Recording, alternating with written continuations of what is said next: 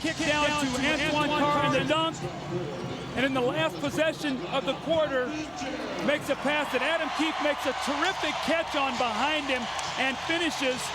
Today, Isley has 1 point and 3 assists, no turnovers. He's given him good numbers off the bench, and Karl Malone likes the fact that he's watching and his team is increasing the lead.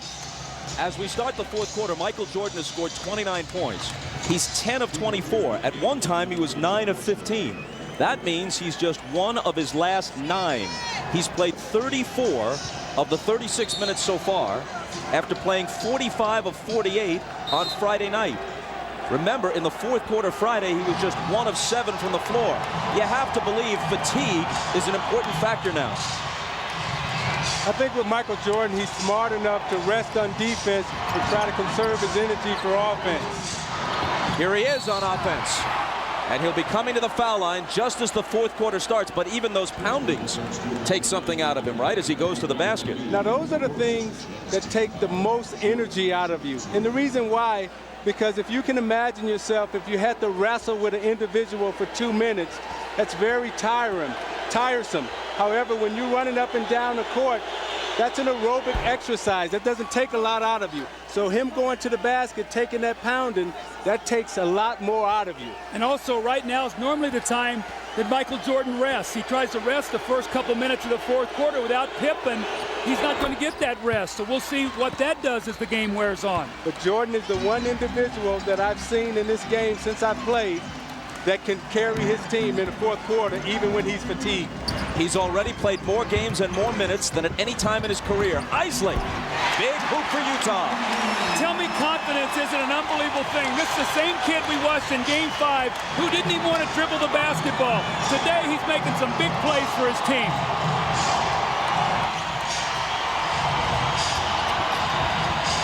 Jordan against Anderson. He's still Michael Jordan. All right, welcome. This is the final episode for Hoops 100, an Odyssey. We're counting down the top 100 basketball players of all time. This is the last one. We're going to get it from 15 to 1 tonight. I got a little video here, get you in the mood. This is a classic basketball game. It's actually the basketball game that had the highest ratings ever. So people were very interested in this game. Rodman was a jumper. Okay. Anyways, I remember it, but probably haven't watched it since then. We're going to check it out. Should be fun. I think before we get started tonight, I'm going to go get myself a little Drizzink. A little fun little drink to get the celebration going. This is the last episode. Been a hell of a journey. A lot of sausage involved, but pretty fun. I think this is going to be fun for people to look back on. Joel Embiid kind of sticks out. I did see the Pacers ending. I'm pumped. I have hope. I can't believe they're going to give me hope. So exciting. Anyways, I'm going to get a beverage. I'll be right back. Watch that matchup. Jordan between the legs and the jumper. Off target, rebound Morris.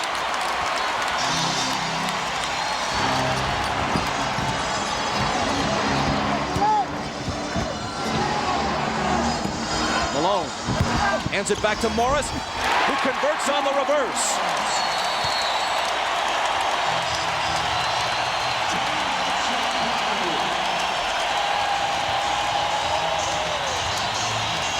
Timeout, Chicago. Now you watch Jordan using all his energy on offense. To go drive hard to the left and shoots a fadeaway J. And then Rodman, go figure, right? Lined up straight in, shoots it right in, and even he's surprised. And you watch Chris Morris moving without the basketball. Malone with the beautiful feed. Morris with the reverse layup off the glass. Beautiful basketball by Utah.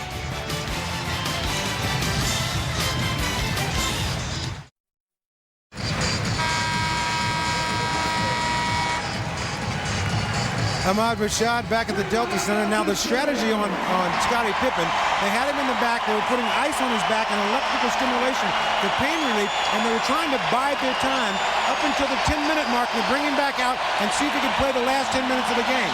As you can see, he's back, he's on the floor, we just have to see how it goes. Bob? Ahmad, thanks. Okay, so yeah, this has been a big one. I think it's not as big as the NES Countdown, certainly. It's not as big as the 90 songs competition. It's not quite as big as, or it's bigger than SNL was. This is top 3. So we're gonna bust out the big stuff. We got the Glenn Live It going here. Live It Up, baby. And we're gonna get some of this involved.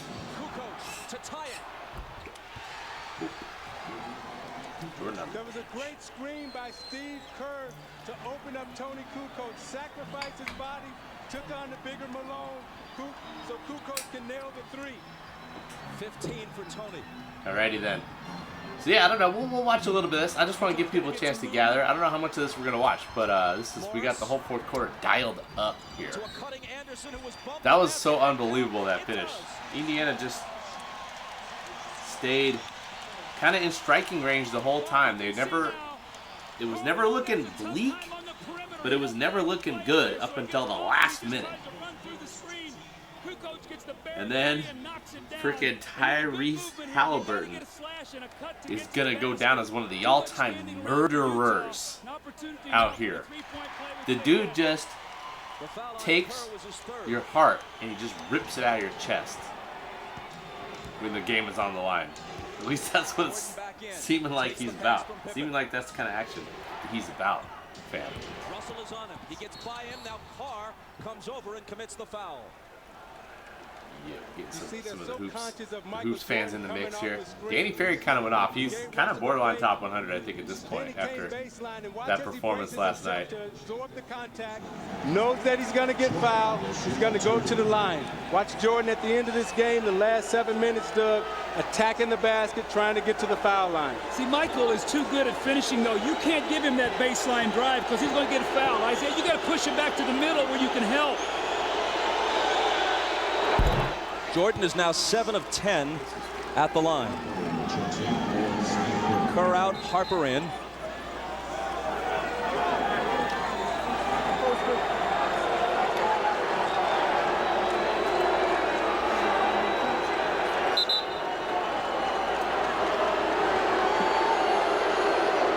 We're told that the brief stoppage was because of a sign one of the fans was holding, and it had some offensive language on it. So they had it removed.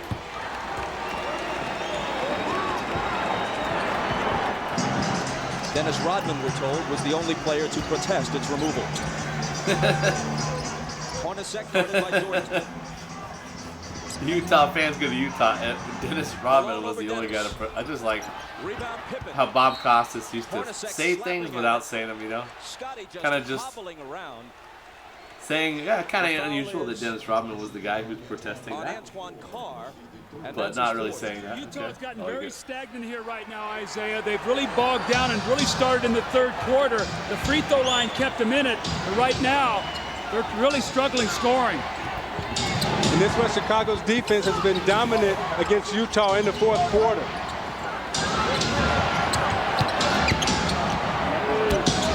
Jordan with the jumper. And with 37 points, as Utah falls behind now for the You know first what? time. I think we want to make sure that we have enough time for these 15 guys. So we're going to fast forward a little bit. Let's fast forward a little bit. Only attempted 4 field goals. If there are 3 guys on him and you space the floor, somebody's got to be open. And Doug, what Chicago is saying right now, we're not going to let Karl Malone beat us. Someone else is going to have to step up and beat us tonight. Pippen, who can barely move, throws it in. In almost any other situation, he couldn't possibly be playing. Regular season, never. Even earlier in the playoffs, he'd probably be sitting. Jordan again. And Stockton pulls it down. This is where they got to push it, get something quickly.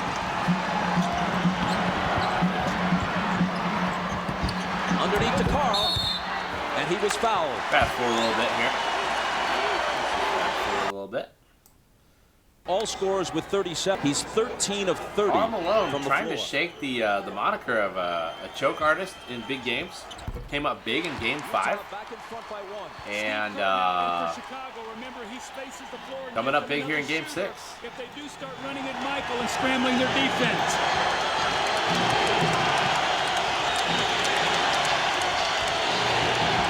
Michael again. Russell takes it down.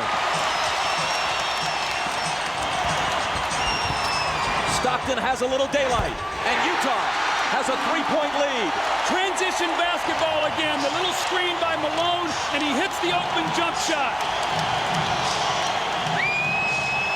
Kukoc. Kerr.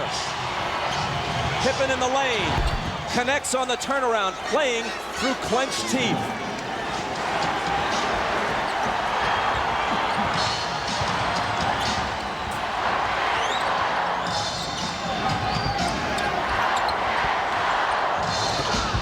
Malone.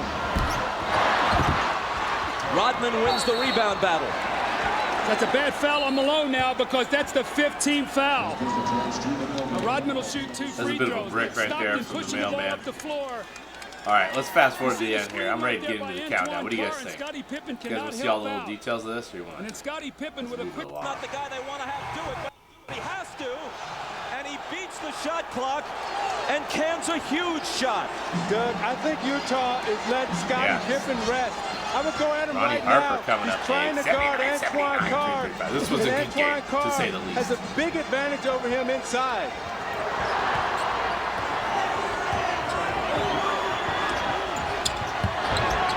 Russell.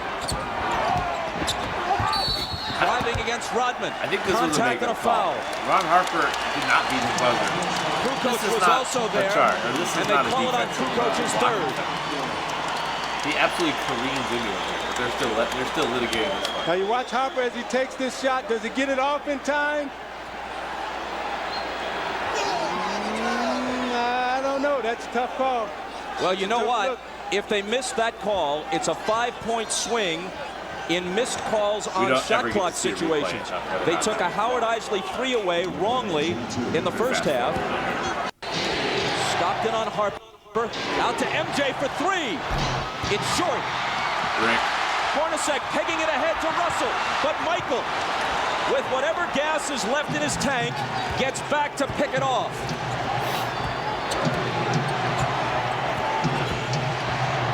Rodman. Offensive foul on Dennis. And that's 5. Now, Isaiah, that's what you're talking about. Jumping out off that screen and make Michael Jordan be a passer. Throw it to Rodman, who can't finish. And you saw Jordan right there complaining, saying Rodman needs to have a chance to come down. I thought it was a questionable call. When you look at this play, you watch Jordan come off the screen and he's double teamed, and as an offensive player, you're allowed to establish position and come down. It's a tough call right there. If you catch you out of that ball, you just went 5 Oh no, says Michael. Oh no! The Jazz by a basket. Well, remember last year in Game 4, Stockton to Malone that won the game. The long pass over the fingertips of Michael Jordan. Stockton with a great pass. Michael just misses it, and Malone gets the layup really to seal the win. Well, moments ago, were we going to see the same thing here? A chance to go up 4. Hornacek throws the pass, and Michael Jordan, with every ounce of energy that he has, goes up and gets the steal. He misses the shot, the 3 that would have put him up 1. Had this gone through, it would have been a 4-point lead for the Jazz. Michael gets back and makes the great steal. Jordan has 37 points on 13 of 32. Yeah, it's a little bit of this is like when the pace all of a sudden changed. Like right around this time. It was like mid-90s. They started inching that way with Pat Riley's Knicks, and like the Cavs were playing slow down, and then, I don't know, just everybody kind of just started taking their time. Karl Malone taking his time right here with the jumper to tie it. Never mind, puts Utah at 4. It's going to happen.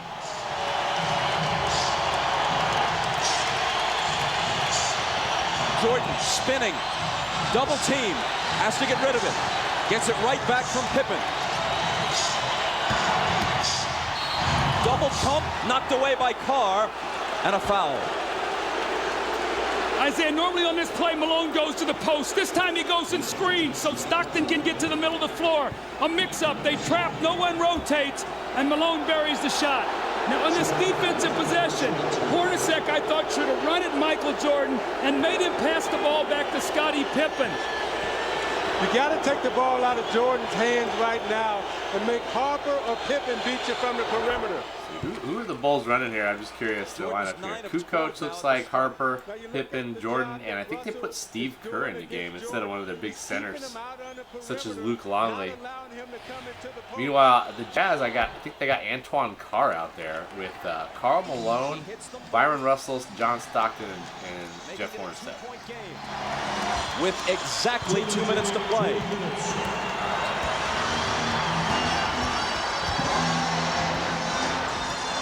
Stockton. Russell with a huge rebound. Tried to throw it off Rodman's leg as he was walking a tightrope and couldn't do it. Chicago back looking to tie.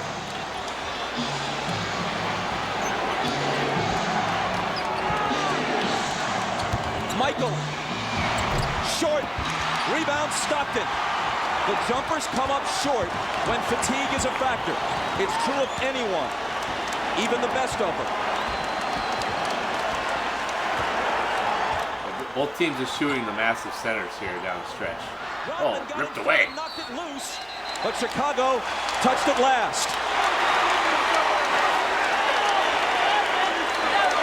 Phil Jackson hot over that call.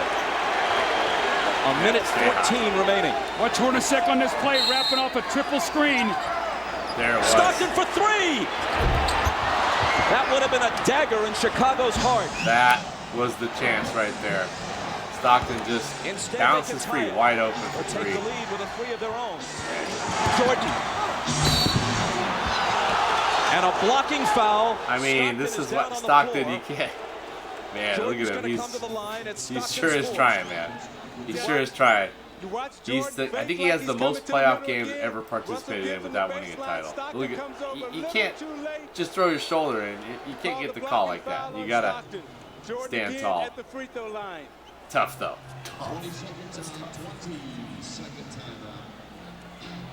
Chicago takes a 20-second timeout. What happened, Travis?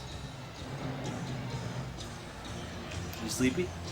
I'm going to count down the 15 best players tonight. We're going to check out the end of this game, and then we're going to get right in. Now you watch Jordan in the 4th quarter trying to get to the basket against Anderson. Pulls up and takes the jump shot. Again, they're keeping him out on the perimeter, not allowing him to get it to the post. Coming to the foul line for his patented free throw line, Jay. But again, Russell keeping him out of the post. Pulls up, shoots it a little short. This is a big 20-second timeout for Chicago because it allows Jordan to get some rest before he goes to the free throw line. to try to knock down 2. At the line, he's 10 of 13. From the floor, he's 13 of 33. Let's fast In this forward a fourth little bit quarter, Michael is only Fast Last forward, couple of free timeouts. throws. Let's try to take it to the rack. Go to the basket. Give you guys a little taste Not here of look the for perimeter 1998 shot. experience here. This is the highest rated basketball game of all time as far as people Jordan watching it. ties it. Maybe the 20-second timeout was as much as 50 seconds. Didn't mean to do that. Malone. Cross-court Stockton. A three. It's there!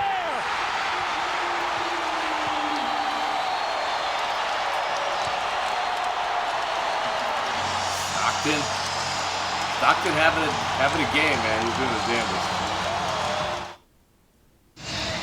Now Ron Harper's guarding Stockton, who cuts through. And normally it's Stockton and Malone. This time it was Malone to Stockton. 10 points for Stockton.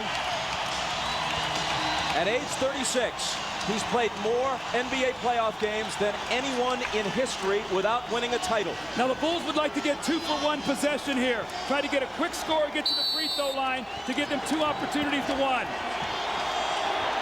Pippen into Jordan. Michael working on Russell. Brings them to within 1. They scored within 4 seconds there. That's how quickly that changes now. Now it puts the pressure on the Jazz to score once again. Jordan with 43. Malone is doubled. They swat at it and steal it. Here comes Chicago. 17 seconds. 17 seconds from Game 7 or from championship number 6. Jordan open. Chicago with the lead. Timeout, Utah. 5.2 seconds left. Michael Jordan running on fumes. Powerball is trying to censor this video before more people discover the loop. You watch Jordan play, Doug, and you know that at the end of the game, you notice I got rid of the ads this time. I forgot about that 6 of 6. So he's shooting his 7th and 8th free throws of the quarter. They've got to. Oh well. 10 points. You seen it. Malone doesn't see him. He comes from the blind side Jordan and does the strips work. him. So 3 crucial plays makes here the by quick Michael bucket, Jordan now. As gets he the strip. Brian Russell with a And quick then, crossover. was it a Look at push Brian off? I think Russell he just gives a little tap and then and the dude Michael slips. pulls up and buries the shot to give Pretty him a much how that 1-point went down. lead. That may have been. Who knows what will unfold in the next several months. But that may have been the last shot Michael Jordan will ever take in the NBA. watch Jordan's left hand here as he gives Russell the push. The referee can't see that. Jordan frees himself up. Unless, of course, he comes back as a Washington Wizard. A thing that nobody could anticipate. But anyways, it did happen. That's the last image of Michael Jordan. How magnificent is it? I don't think you can put it into words, Bob. I mean, what he's done here in this 4th period, you see the 16 points. He got about a minute's rest and had to come back in. And Scottie Pippen has played a gutty game today. But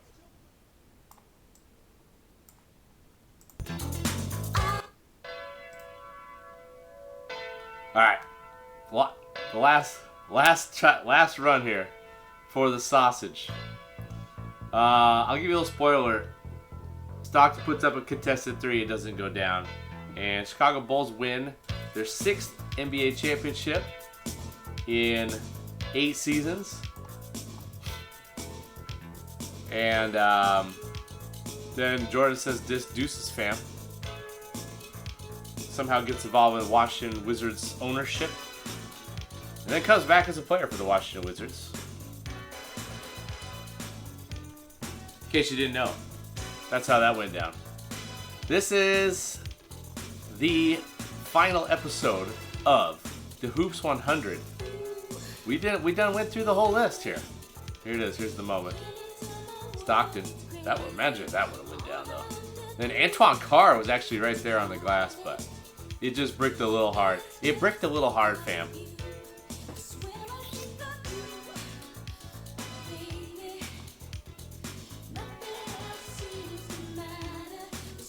All right, let's take a look at this list here.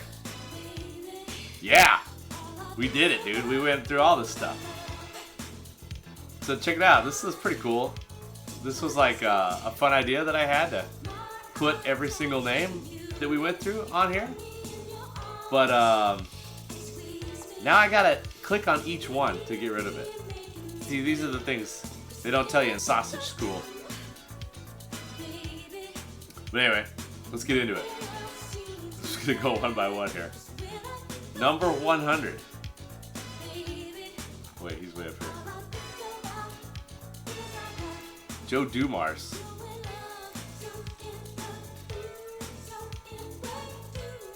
I'm gonna get. Let's go. Let's click on a bunch. All right, Kevin Johnson, Nate Thurman, Walt Bellamy, Sean Kemp, my guy, Mitch Richmond, Mark Price. Had a car named Mark Price once.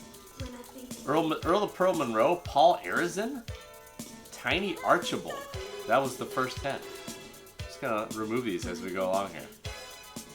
Big Bob Lanier with the big feet. Learn about it. Lenny Wilkins, Coach Lenny Wilkins to you, fam. Jerry Lucas, Tim Hardaway, Ben Wallace, Ray Allen, Marquez Johnson, Dwight Howard, Jason Tatum, Chris Mullen. Click at each one of these. Paul Westphal, Carmelo Anthony, Grant Hill, Dolph Shades. Gotta get the old guys in there, you know? They might not have had great field goal percentages, but that was just the nature of the beast back then. Don't sleep on Dolph Shades, y'all. Connie Hawkins, aka the Hawk. Zoe, Alonzo Mourning, DJ, Dennis Johnson, Manu Ginobili, James Worthy, Billy Cunningham. And now we're into the 70s. Or now we're into the 60s, almost. Chris Webber, number 70. Vince Carter, Jimmy Butler, Reggie Miller, Bernard King, David Thompson, Paul Pierce, Shea Gilgeous-Alexander, Sidney Moncrief, Bob McAdoo, Damian Lillard. The Quest. All of these videos are available on YouTube, by the way. Arvydas Sabonis, Elvin Hayes, Anthony Davis, Oscar Schmidt, Tracy McGrady, Kawhi Leonard, Clyde Drexler, Jason Kidd, and Gary Payton, my guy. Sonics number 20, Gary Payton. Into the top 50 we go. George Mikan, Patrick Ewing, Allen Iverson, Chris Paul, Steve Nash, Willis Reed, Russell Westbrook, David Robinson, James Harden, Dave Cowens, Joel Embiid. That was the most... Yeah, Joel Embiid. The Joel Embiid pick. We're still recovering from that. Dominique Wilkins, Walt Frazier, Scottie Pippen, Kevin McHale, Luka Doncic, Dwayne Wade, D-W-Y-A-N-E, Bill Walton, George Gervin, Isaiah Thomas. We know about Giannis at number 30. John Stockton, Karl Malone, Dirk Nowitzki, John Havlicek. And that takes us to the top 25. Rick Barry, Kevin Garnett, Bob Cousy, Bob Pettit, Elgin Baylor, Moses Malone, Charles Barkley, Kevin Durant, Julius Erving, and Pete Maravich.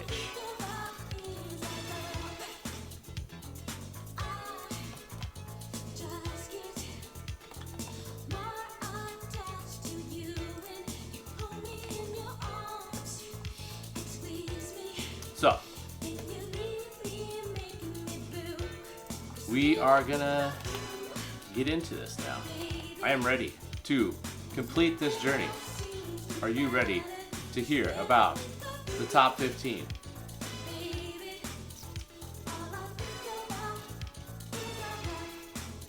Let's do it.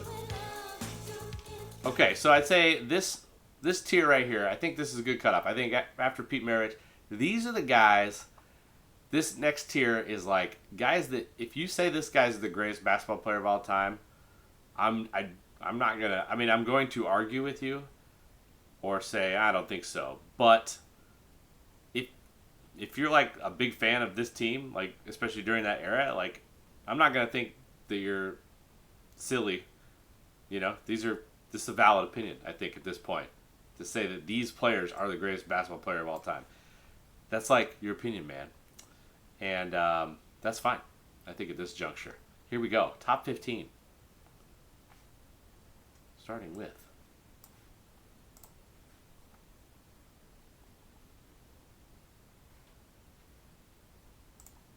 number 15. Come on, give me some music here. Let's go.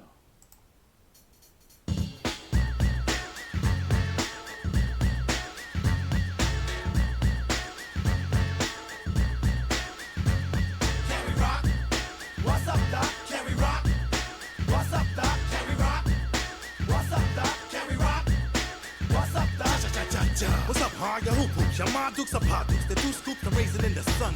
Brother try to rally up, then dilly dally for some room. Bird decking, double decking, rubber necking in my tune. Check it out, yo. I smile like Groucho Marx. I make a joke, pokey poke, slide by like egg yolk. Play me like a punk, like the penguin and that joker. Snooping in my biz like Tom and Roxy Roker. The bust the freaky way. The brothers with the A's and keys making cheese. What? And now we selling records overseas. Holy smoke, oops, your whole plan poofed up. Now you get kicks, snuff licks, plus cooked up. Cause you can catch a quick chop. We're trying to take the stick spots and tick tock around the clock and shot while we lick shots. For goodness sakes, the stakes is high. I'm out. You out. ABC ya. Bye. Carry Rock. What's up, Doc? Carry Rock. What's up, Doc? Carry Rock. What's up, Doc? Carry Rock. What's up, Doc? I thought I saw a pudding jack. What? I did the Humpty Dumpty Bashful Grumpy, picking a biscuit, disco, beat. Come on, stop, pick it up, like Pinocchio. But did it all under Humpty Dumpty, camera, hump nose. To play, they'll see, they'll suffer, suck attachment, mistletoe dance. The whitest after the 7 doors with stars and after the lucky chance. So leaping leprechauns, the gun, pushing my pedal to the metal, working around for the cocoa bushes, and I love my fruity pebbles. So howdy, my partner, I start stuck, give me up. So axe buff, phone, I'm in stuck, drop top, Belina. Oh, where is my mic one? Tell me, have you seen her? I stretch like a condom, it's not like a wiener. A sausage, of course, it's like what's it, directed, but before my I did, I found a cat. I had to remind everybody he played for the Cleveland Cavaliers. Anyway, here comes Big Diesel. Here comes Shaq. Oh, I gotta get the. Oh, I forgot about that. Gotta get the pro basketball reference things ready to go here. I got him. Okay, number 15. I'm going with Shaq. So,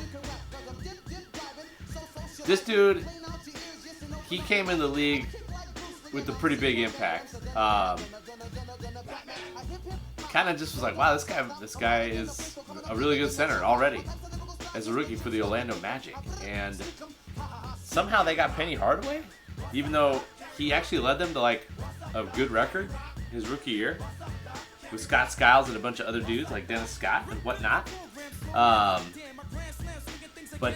then Penny Hardaway, all of a sudden it was like, okay, Magic might be the next dope squad in the league. And they didn't quite make it. They got beat by the Rockets in the NBA Finals, and then went to LA. Wasn't a slam dunk immediately. Then this guy Kobe showed up, and next thing you know, they're winning multiple titles. And then it was kind of really just everything was all about Shaquille O'Neal 24/7. It was like, is he gonna play? Is he gonna take a rest day off? Is he gonna dominate? Are they gonna hack a Shaq him? Kobe and Shaq don't like each other. Kobe and Phil don't like each other. Phil and Shaq don't like each other. What's gonna happen? Traded. Miami somehow ends up being, turns out Dwayne Wade is another generational talent. And they win a title. And then kind of just hung around for a while. I remember the old Shaq kind of gets a lot of hateration. I enjoyed old Shaq. I felt like he helped a lot of teams. They just didn't really ever, they never got to the mountaintop. Phoenix, Cleveland, Boston. Those were all really good teams that he just kind of was randomly a part of. All right, let's see here. Let me get. I want to get the pro basketball reference. Let's look at these stats, son. Time for some stats.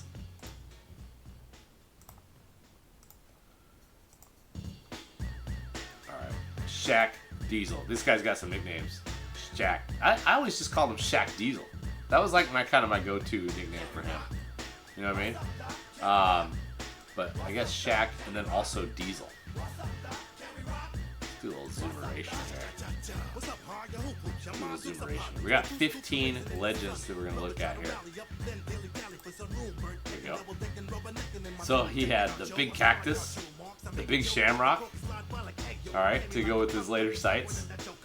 Shaq Fu, Superman, Shaq Daddy, Warrior. There was Big Aristotle. One time he he had one that didn't, I guess, gain a lot of traction. It was like Wilt Chamberlain Easy, which I always enjoyed. I like the big Aristotle, I think. Might be my favorite. But yeah, look at this. He was really good.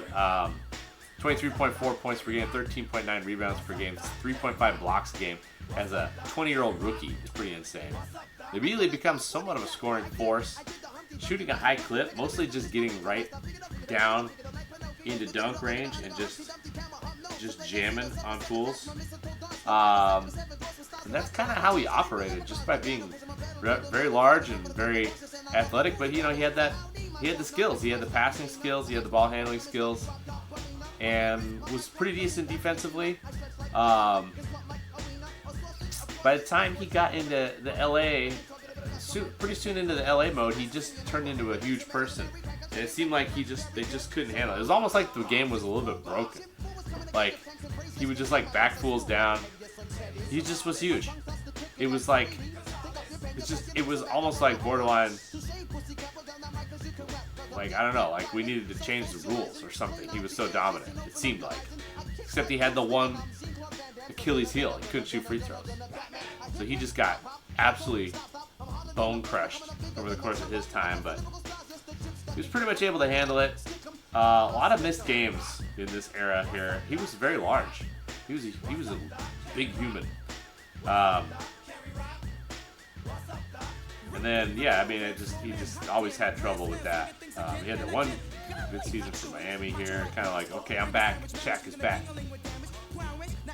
Portland lost because Shaq nailed a bunch of free throws. Yeah, I mean, he always said he made them when it mattered. It kind of did seem like that, though. Like, it always seemed like just when you thought the hack of Shaq might work, he just kind of went a little bit on a tear, like made like 5 of 6 or something. But yeah, dude, field goal percentage. Look at that shit. That's ridiculous. He led the league a lot. He led the league in a lot of stuff a lot of the time, including free throw attempts. The case for Shaq is that he was totally dominant. Just seemed like he was unstoppable.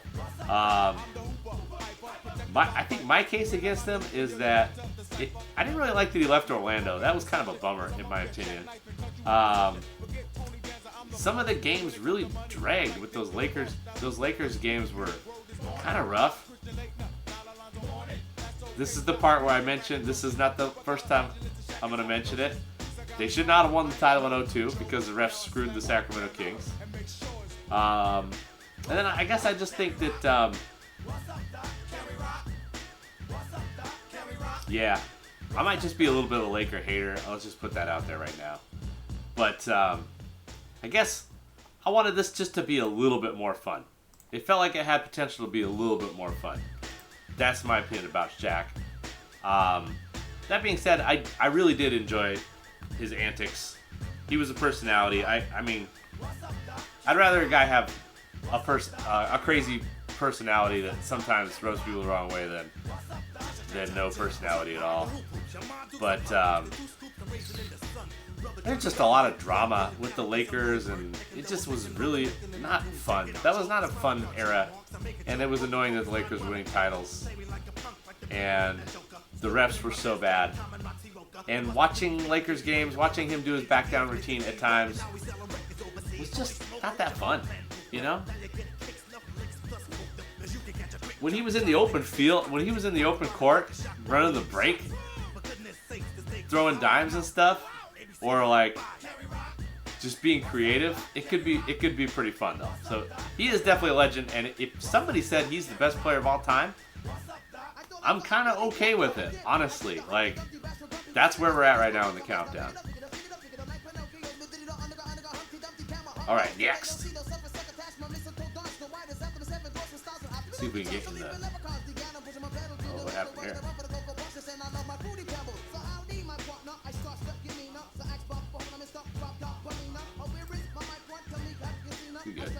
We good. I gotta load this thing up real quick. Then we're gonna do number 14.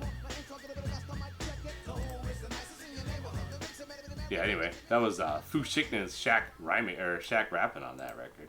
Pretty dope. Alright, I gotta get Shaq's Big Mug off there. And then we're gonna do number 14. We got 15 legends to get into here. All right, here we go.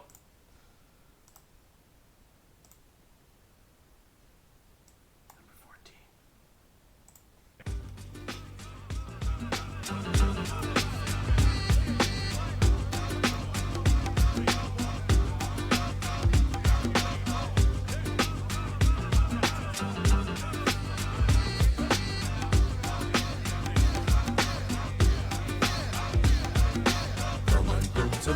Welcome to Terror Dome. I'm your host, the friendly neighborhood baritone.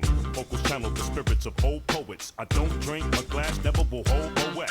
Similar to Paul Orange Dunbar. From the crew you thought was just all chorus and 1 star. Now I'm 1/6 of a clique that runs shit, while commercial counterparts are in constant conflict. I'm a lot of details on my body be scales. I'm from Ottaby, Wales, middle seat, feeling good time since like 11 with the window deep, militant mind like Michael Evans.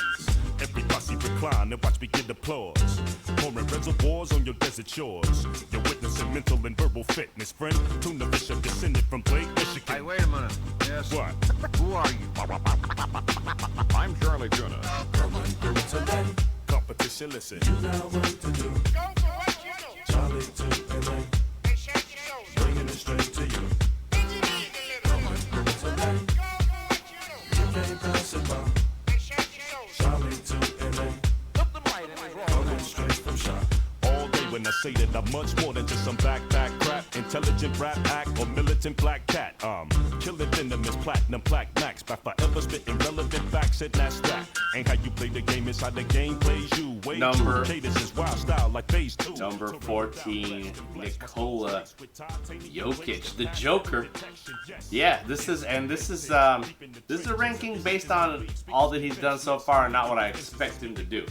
And I don't expect him to do jack squat. He might just say, actually, I'm good, fam. I had fun. I'm gonna do horses or whatever. See you later. You never know with this guy. He's an enigma. He really is. But he doesn't really look the part, does he? But man, if he isn't the best basketball player around right now,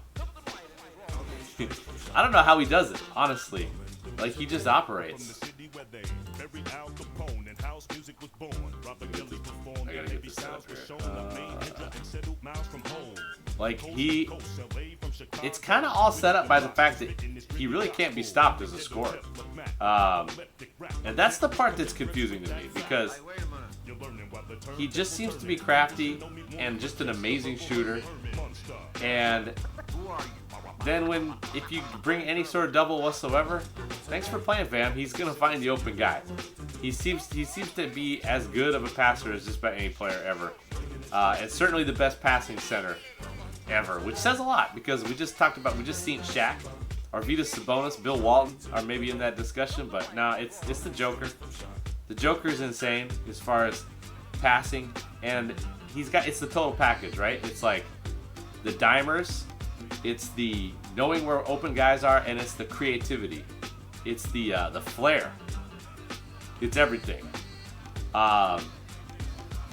His shot is crazy. I don't know how he does, some of those shots where he's kind of like off balance, off the back foot, just kind of gets it up.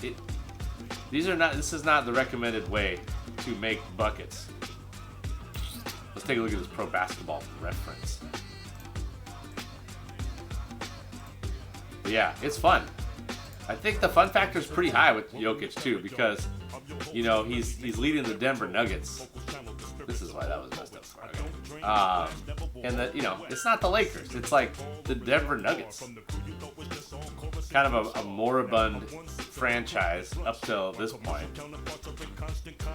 And he's kind of just leading them.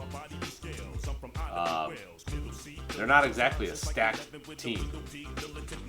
Okay, I don't actually need to have this quite be so zoomed in. This is set up this way. Let's take a look at his numbers. So yeah, he's had 3 MVPs. I think he should have got the MVP this year. I mean, I recognize that OKC won a lot of games, but look at this shit. I mean, Denver was like, had all this turmoil, and he said, 29 points per game, 10 assists per game, 12.7 rebounds per game. Shot 417 from 3, increasing his clip of 3-point attempts greatly. Still shooting ridiculous field goal percentages. These are like borderline, almost Shaq level field goal percentages. It's not. There's some guys that are kind of insane with field goal percentage nowadays, so he's not taking any field goal percentage crowns, but he's insane as far as efficiency. I think the case against the Joker is he's just not a physical freak. Like he doesn't do. Just there are certain guys that just by being physical freaks impact the game in that way. His is all smarts and skill. He is not a total zero on defense, but he's way, way, way less good than these other all-time greats such as Shaq and the guys we're gonna talk about here soon. But yeah, man, he grabs hella boards. He knows what's going on. He orchestrates the game, and I think he was the best player in the league right now. There's a lot of really good players. There's no way that SGA is good. He's not as good as Joker, man. The only reason he didn't win the MVP is because Denver had an off year with all kinds of Shakey's Pizza going on. He just needs like one other good player, and Denver is that team. Like, you know, if they could just like add like one good player this offseason, it's Denver. Denver is the team to beat because they got the Joker. Halliburton, too little, too late, but definitely on our radar screen. Anyway, I think that somehow, unlike Shaq, the way that the Joker goes about business, also unlike SGA is a he's a free throw merchant. The way that Joker goes about getting it done is fun. So that's a big factor in my opinion. And I think that this dude is like a couple more runs away from being top 10. Honestly, like I'm excited. I hope he keeps interested in basketball and keeps playing. He's gonna be awesome. He's gonna be an awesome 35-year-old dude. Like, especially when he gets into that. You know, just imagine like, think about old Arvidas and the way Jokic, when he can't jump, he can't jump right now, but when he really, really can't jump or really move, the craftiness that he's gonna go to is gonna be off the charts. Anyway, very fun player. Once again, this is a guy. I'm here for your. If you want to put him higher, I'm kind of here for it, really. But anyway, I got him at 14.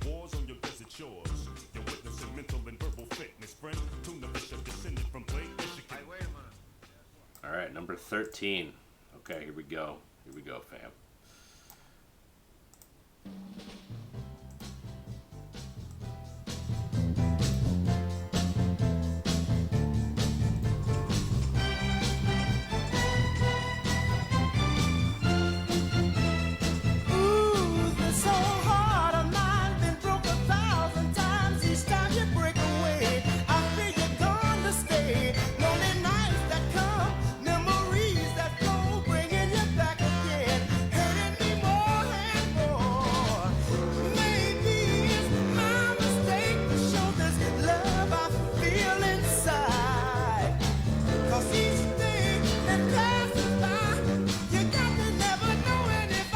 And just an elite passer, and for a guy that got mad boards for being 6'5", mad boards. And so yeah, he was a total stud in college. Cincinnati University. Then he goes to Cincinnati with the Royals. Of course, he also famously had like some run in like the Indiana high school playoffs. I don't really remember the details of that, but I think they kind of allude to that in Hoosiers a little bit, like he's supposed to be that one team. Anyway, I don't know. I don't really remember the details of that at all. But just a famous player from this era. His rookie year was 1960-61, and here's his scoring averages from 61 through 68. 30 points per game, 28, 31, 30, 31, 30, 29. Those are his first 8 seasons. Scoring machine. His assist totals. 9.7 led the league, 11 led the league, 9.5, 11 led the league, 11 led the league, 11 led the league. Round up to 11, did not lead the league. 9.7 led the league, 9.8 led the league. So, dude was a force. Okay. I think I had him top 10 initially, like when I was just had my preliminary list. I moved him down, and here's why. Let's take a look at the Pro Basketball Reference. There's Oscar. Okay. So, these stats are awesome. Especially if you look at the right half. You're going to be like, holy crap. Assists, rebounds, points. That's really all they kept track of. He probably had plenty of steals and blocks, too. He was everywhere. Okay, unfortunately, this is... And the field goal percentage, by the way, for that era is insane. That's like... He probably was the top shooting guard as far as field goal percentage. The minutes, though, I mean, he's just he barely ever sat down, ever. These minutes are out of control. So, like, the stats, if you go down here to 30 top per 36, then it's like, all right, 25 points per game. We've seen that. We've seen that before. Like, we've seen, we've seen guys do that, in the league nowadays. Like, and the stats, there were more points and rebounds and assists to have back then because of the pace of play. So it kind of takes him down a notch. And then I guess the main reason that he's only here 13 because I think he's a top 10 talent guy as far compared to the league, the league that he was in. Like he could be he could very well be top 10 as far as just skill, but then the story and the style, it kind of hurts him a little bit. Like he's leading Cincinnati Royals to some runs here. Like they weren't a bad team, but just no real like signature moment, no championship for the Royals. Then he does have the one awesome run as soon as he goes to Milwaukee. Gets paired up with Kareem Abdul-Jabbar or Lou Alcindor in those days. And they actually have like one of the all-time greatest teams ever. 1971 Milwaukee Bucks were just an absolute juggernaut with Oscar still close to his prime and young Lou Alcindor just being a total beast. They had some nice role players like Bobby Dandridge. And they just dominated. They absolutely dominated that. That was like one of the most dominant teams ever as far as just regular season playoffs. Thanks for playing. This is going to be our year. So Oscar was kind of relishing that role. And then look at this is the cool part of his story is like he kind of has this one last run where he look at the regular season. It's like 12.7 points per game, 6 assists per game. Age 35, and then he's like, all right, the playoffs, baby, let's go. Takes him to the finals, cranks it up a little bit, 14 points, 9 assists per game. And he was tough. The Milwaukee made the finals in '74. Just with Oscar just sort of clinging to his last sort of year in the league, and then just kind of a bummer. Like, just would have been nice if there was a few more special Oscar moments. And he was kind of just methodical with as far as the style. Like, he wasn't really like flashy like say Bob Cousy. He kind of just got it done. He was a special talent as far as shooting, passing, and just overall athleticism. But he's kind of like a mid-range merchant. Would have been more fun if they had this guy. I think he would have been more fun if they had a three-point line back when he was playing. That would have helped him a lot. But anyway, I moved him down to 12, or moved him down to 13 after my initial list. And this one is probably my toughest. This was my toughest one coming up. Yeah. This one I think is my toughest. So here we go. Here we go.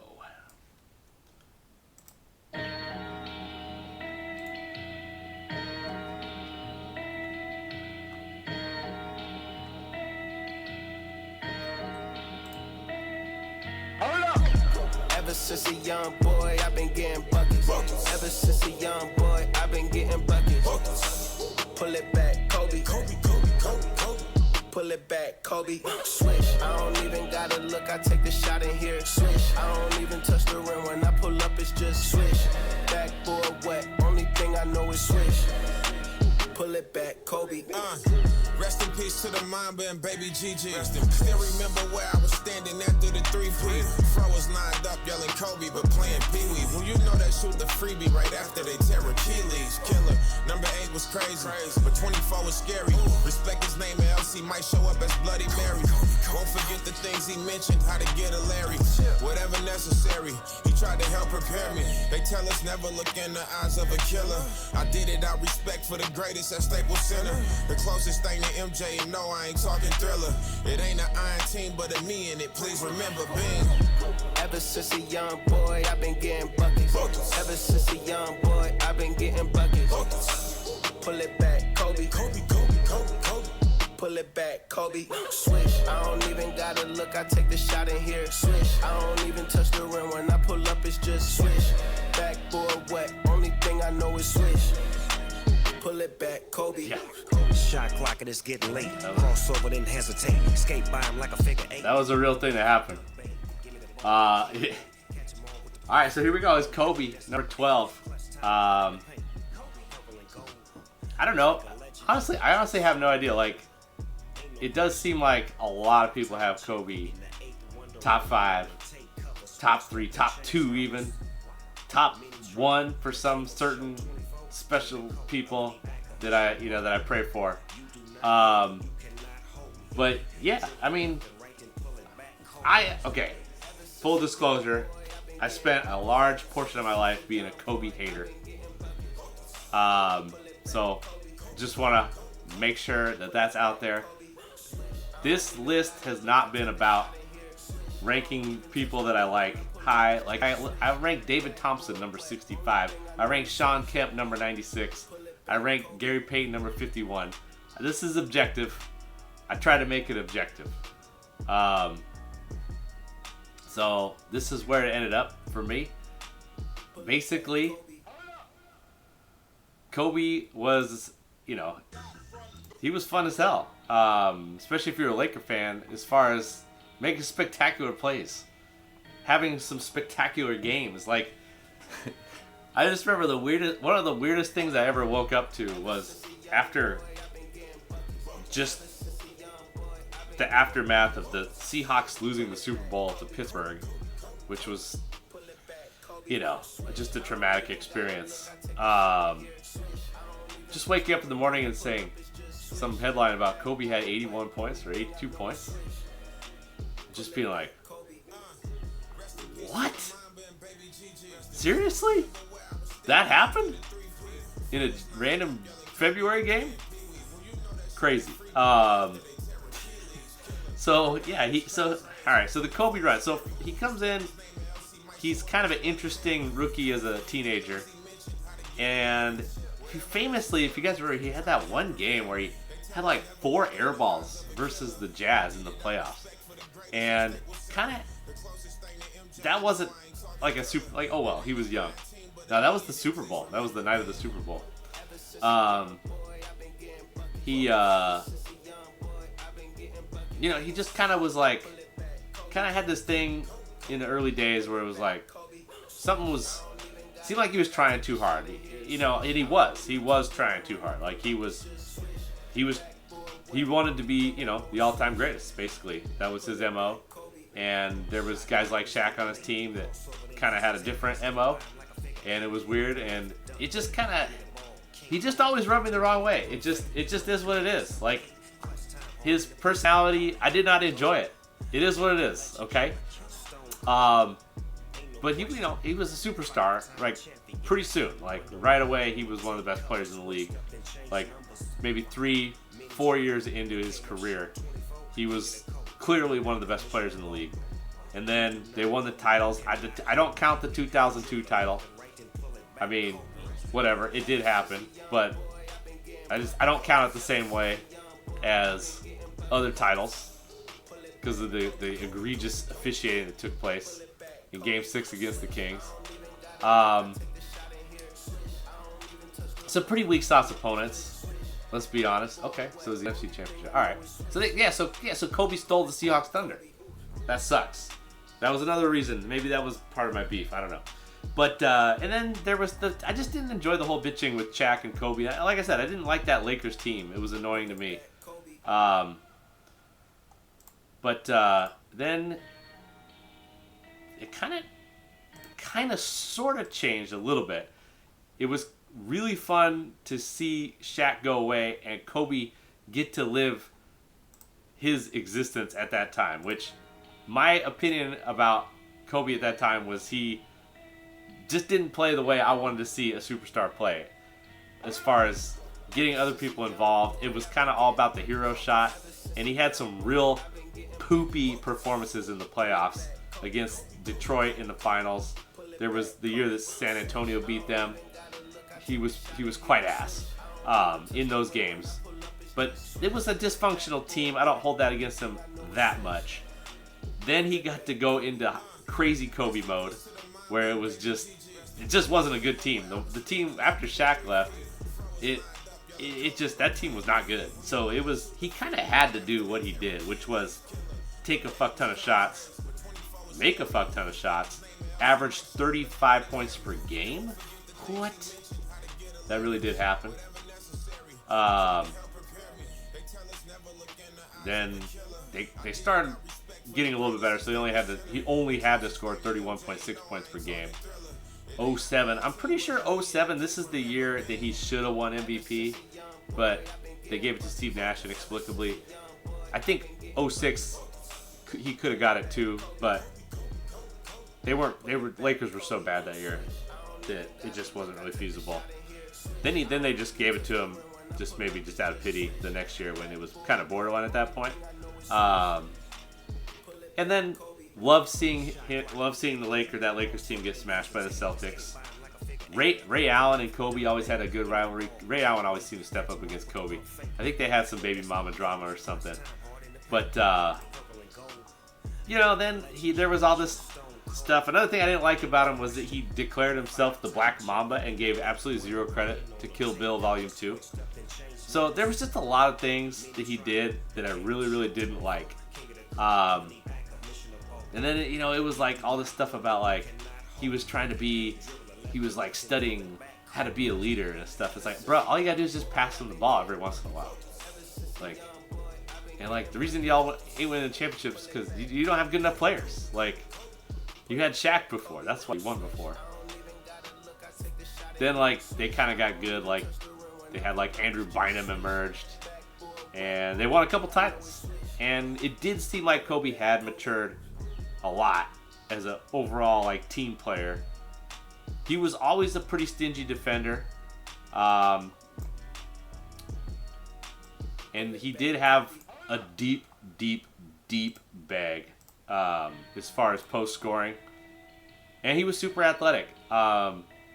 Just in case you want to know, I mean, Kobe was really good. Then the end of his career, you heard it, he tore his Achilles. He wasn't ever really the same after that.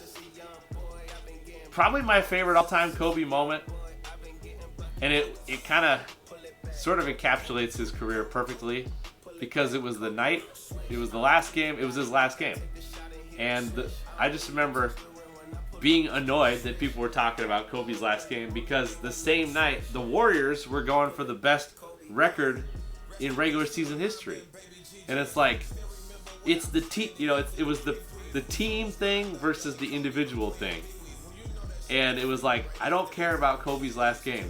What the hell could possibly happen in that, playing for the ass Lakers team? Well, what happened was he went for 50. Legendary.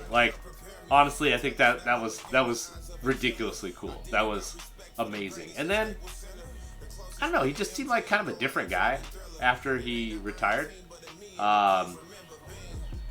Just every time you seen Kobe after he retired, it just seemed like he was this really awesome sage that he was doing cool video production stuff, and I don't know. It was total bummer. What happened. I I think we would have seen a lot of really cool things out of Kobe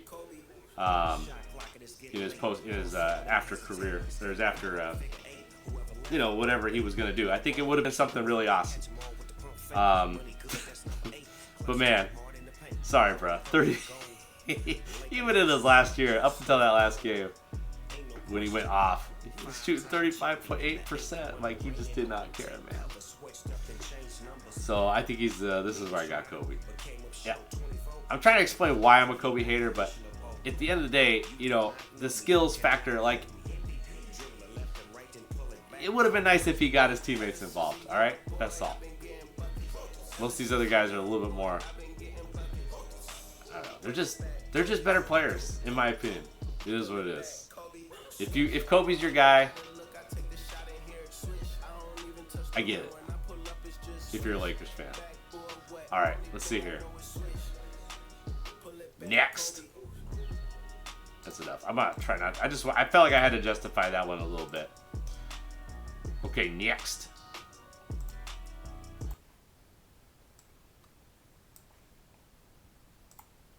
Got front and back and side to side. Got front and back and side to side. Got front and back and side to side. Never let hoe ass niggas ride. Got front and back and side to side. Got front and back and side to side. Got front and back and side to side. Never let hoe ass niggas ride. I got a 64 Chevy in my yard. A white drop top pearl paint job is hard. White plush inside, nothing robe is fresh. Triple gold, double lace, Dayton's is the best. I got them 16 switches like Drake. Cause where I'm from, nigga, that's what everybody play. UGK1 on my motherfucking plates. Cause real ass niggas don't never come fake. I'm about to hit Gupway just past Troy's. I'm dipping by myself, I'm about to call up my boys. I pass up the car, I see some bitches looking fine. I hit the corner one more time to see the booty from behind. Got to the corner, hit the switch and made it jump. I got these JVCs and the kicker, so it bump. I know you hoe ass niggas wanna ride, bitch. I got the front, back, and side to side, daddy. Front, back, and side to side. Front, back, and side to side. See ya. Front, back, and side to side. Never let hoe ass niggas ride. Front, back, and side to side. Front, back, and side to side. Hakeem the Dream comes in at number 11 for me. Yeah, man, this is tough, man. Hakeem versus Jokic versus Shaq is some nice big guy beef. Like, who are we gonna take out of those? So I went with the Dream for a bevy of reasons. Number one, this dude was an absolute terror on the defensive end. Shot blocking, steals, savvy, long arms, great athletic ability, ridiculously athletic as far as being a huge person, a ginormous person, and then kind of was always good, but he just kept getting better. Did I spell it wrong? Is there a U in there that's not supposed to be there? Why did I put a U in there? How do I fix it? Like this. Just too many U's. Oh no. Hit the wrong button. Gotta take care of the U situation. That's just unacceptable. These are the best players of all time.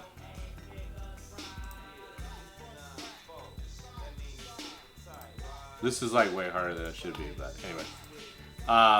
So yeah. Hakeem the Dream Olajuwon. Yeah, he just kept getting better on offense, and like at some point he just turned into arguably the best post player ever. So the best post player ever is coming up. This guy, out of all the great post players, Kevin McHale, Kareem Abdul-Jabbar, this guy had the most athletic, or the most aesthetically pleasing post game. His post moves were the sexiest. They were crazy efficient, but they just look good. They just look good. The way he went about his business down there on the block was extremely fun to watch. So I mean, he's the guy you always talk about when you talk about post moves and great post moves. Hakeem is the guy. Let's take a look at the Pro Basketball Reference. So yeah, he came in. They got the Twin Towers for Houston there. This is first thing about Hakeem is he was drafted ahead of Michael Jordan, and I don't think anybody's ever really nobody's ever really said that was a bad choice. It kind of made sense at the time, and I mean Jordan is better, but only just. I mean, this guy. Dude, I got an ant on my screen. That's hilarious. An ant just crawled across Hakeem Olajuwon's page here. All right, so yeah, here it is. Pretty much always good. Like, started off good, got better. He had this one sort of time period in like 19. His numbers were down a little bit. 90, 91. And there was just a lot of beef between Hakeem and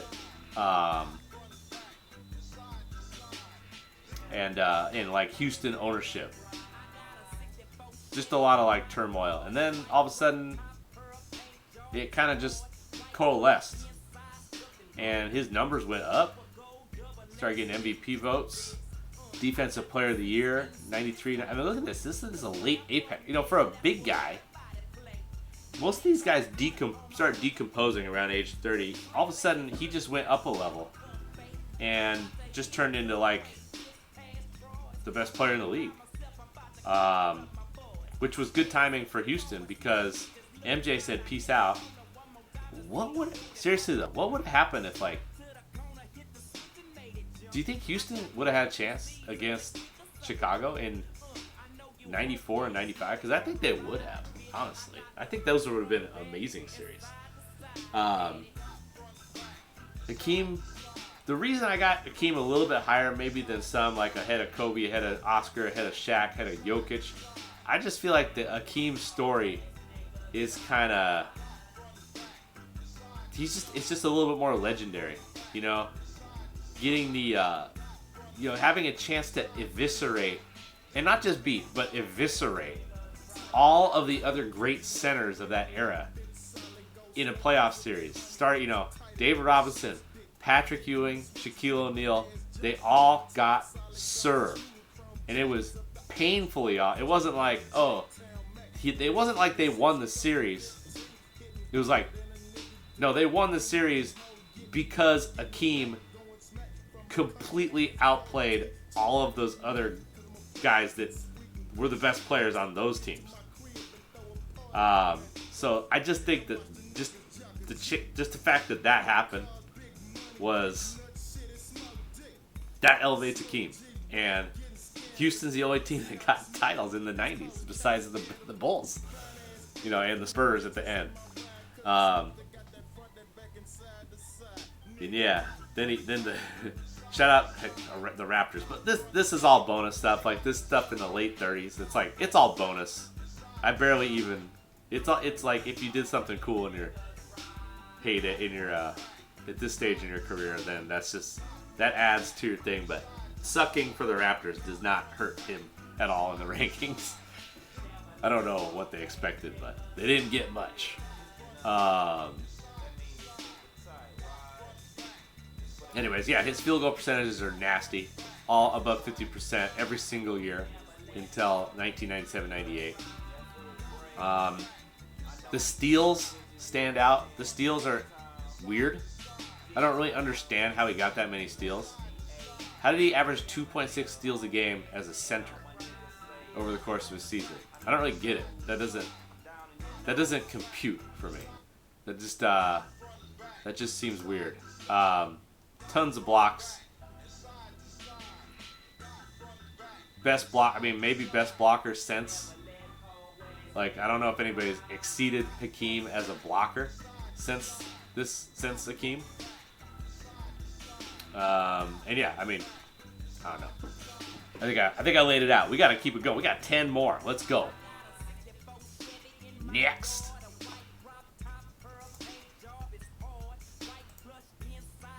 Thanks for pointing out that. I don't know. I got a little you happy there with the spelling there. I always had a tough time spelling his name, I think. I think that's like the 20th time I ever did that. Yeah, I think you do get a steal credit. That's a good question.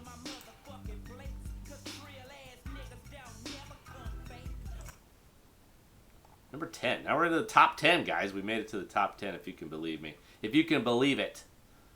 Here we go. Oh, yeah. Yeah. Okay, here we go. Yeah. Okay.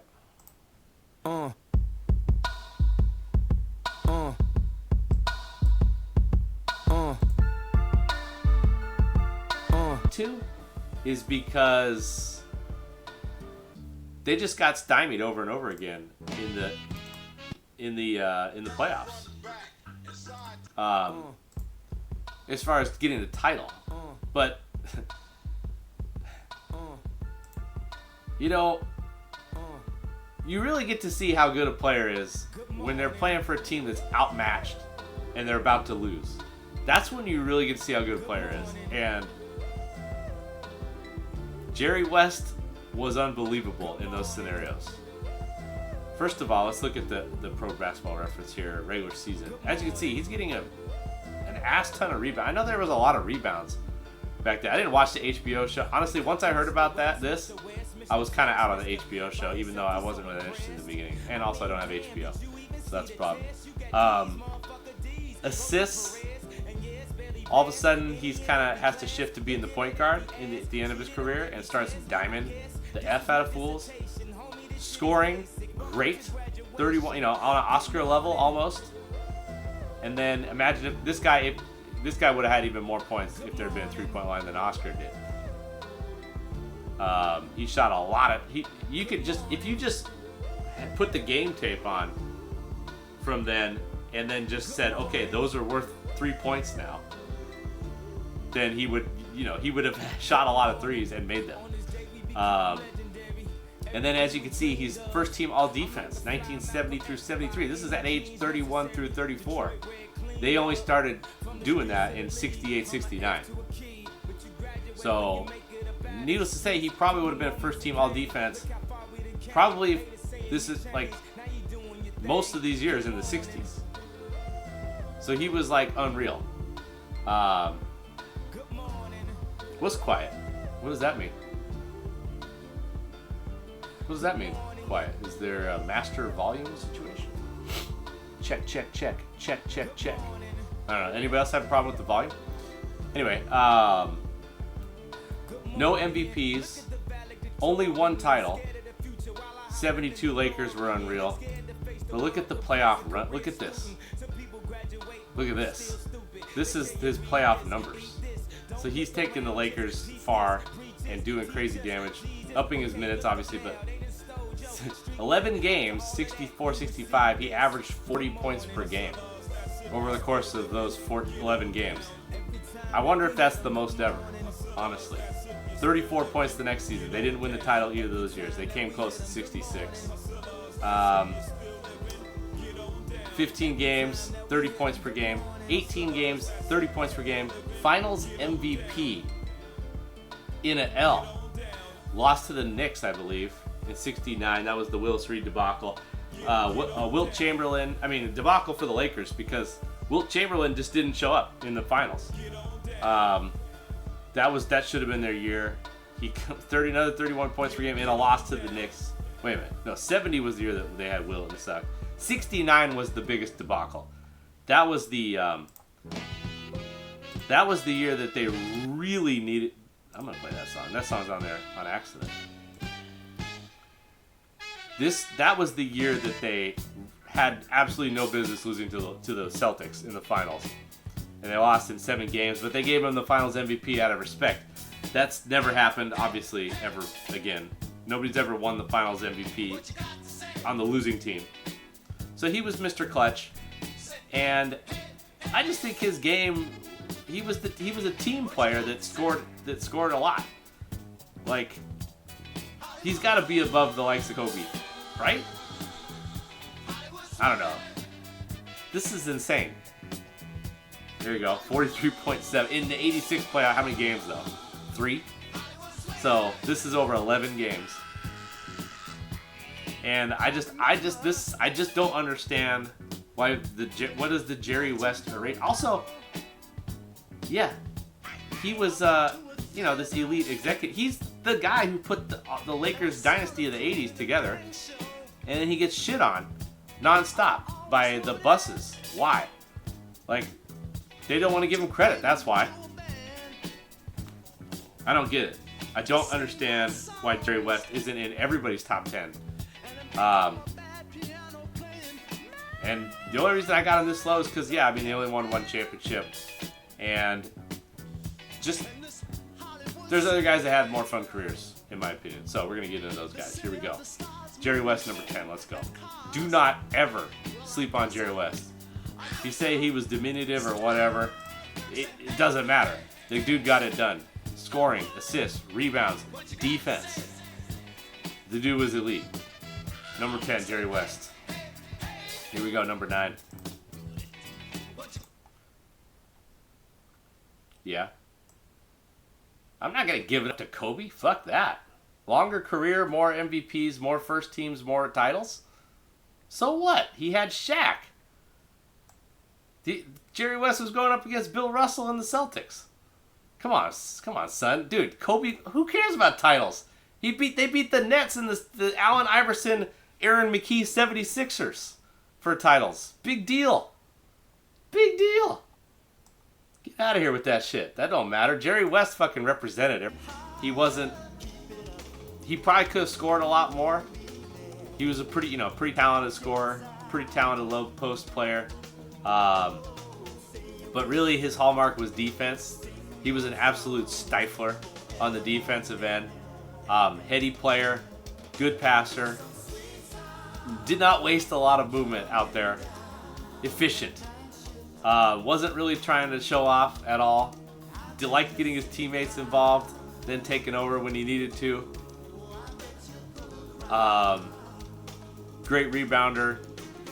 Long arms. Not super sexy most of the time. But you gotta admit, if you had Tim Duncan on your team, you were gonna be good. Like, I think that the Spurs had a good organization, but I think that Tim Duncan carried them a little bit. I think he carried them a little bit. And that's evidenced by what happened after Tim Duncan left. They still had Popovich and all this. It's been a struggle. I don't think that was a coincidence. Obviously, they lost Kawhi Leonard for nothing, but I don't think it's been a coincidence what's happened with the Spurs since Tim Duncan left. By the way, it was really good for Wake Forest. That was my first team, that was one of my teams that I liked a lot back in those days. And yeah, I just didn't really like him that much. I think it was probably mostly because of the 2005 playoff series, and he was kind of like a bit of a foul merchant a little bit. Let's take a look at his stats, shall we? Like I said, he wasn't really trying to like waste a lot of energy getting them dubs. So if he could go to the line and do it there, he was all about that shit. He loved that. He loved that shit. Timmy. It was fun. It was fun yelling, Timmy.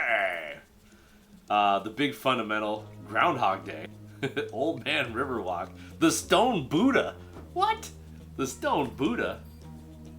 Oh yeah, and then then the worst thing about Tim Duncan, if he ever got a foul called on him, he was the most incredulous guy. It was out of control. His facial expressions at the refs. Oh my god. Anyways, yeah, that was really dope though when he got tossed by Crawford. So as you can see, like the points are not like a lot, but look at the field goal percentage, pretty good. Rebounds for days. Assists, some pretty good steals, great blocks. Then later on, like he was still very efficient. He wasn't getting the minutes. I thought that was kind of cool. It was like, all right, we're only going to deploy him for as much as we need to get these dubs. Like the late Spurs days, he was still very good as an old fart out here in these 2000, look at 2011 on, he's not even going 30 minutes a game. But, they were a really good team, and he was still extremely impactful, especially on the defensive end. He just kind of got everybody organized. It's like, by the way, the case for Tim Duncan, meet the player with the highest winning percentage in NBA history is Tim Duncan. Yeah.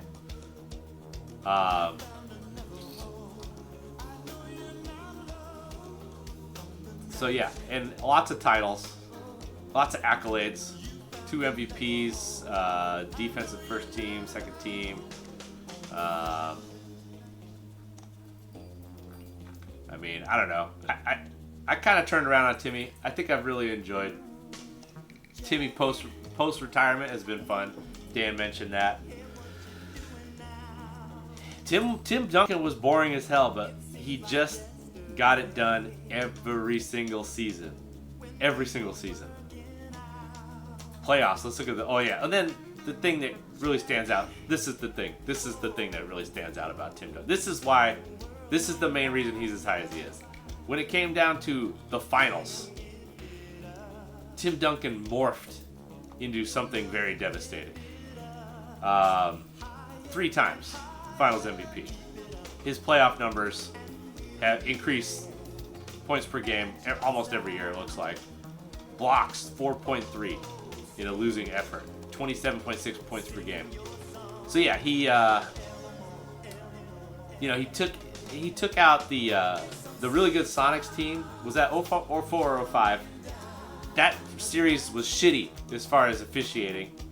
That sucked. Then they got a couple wins against the Suns. There was some egregious shit in there too. But he did show up. It has to be said. Then he got screwed in the 2013. It looked like that was going to be a swan song. When Ray Allen got him back after the 05 series with Seattle. With that crazy 3, sent it overtime. Spurs robbed. That was supposed to be a swan song. They came back and they won it the next year, and they were even better that year. Crazy. Really good career. I think if you were a San Antonio Spurs fan in this era, number 8. This feels like a large amount of respect for Steph. But that being said, like I said, if you are a Warriors fan, then you should definitely be defending. You should be saying this is the best player ever. I mean, this is Steph Curry, the best shooter of all time. There is no argument that he is the best shooter of all time. And guess what? Guess what the most important thing in basketball is? Shooting. It is nice to be tall. It is nice to play defense. At the end of the day, shooting is... That's kind of when I think about basketball, I think about dunks, I think about rebounds, block shots, things of this nature. I mostly think about shooting. Here we are. This is the best shooter of all time. And I really enjoy Steph Curry, what he brings to the party. The case against Steph Curry, his resume doesn't stand out compared to some of these other guys. And Dan did mention defensive reputation. He's all right. He gets after it. He gets steals, and he's bulked up. He's kind of beefy now. He was a little bit of a string bean when he came in the league. A little bit of a diminutive guy. So there's that.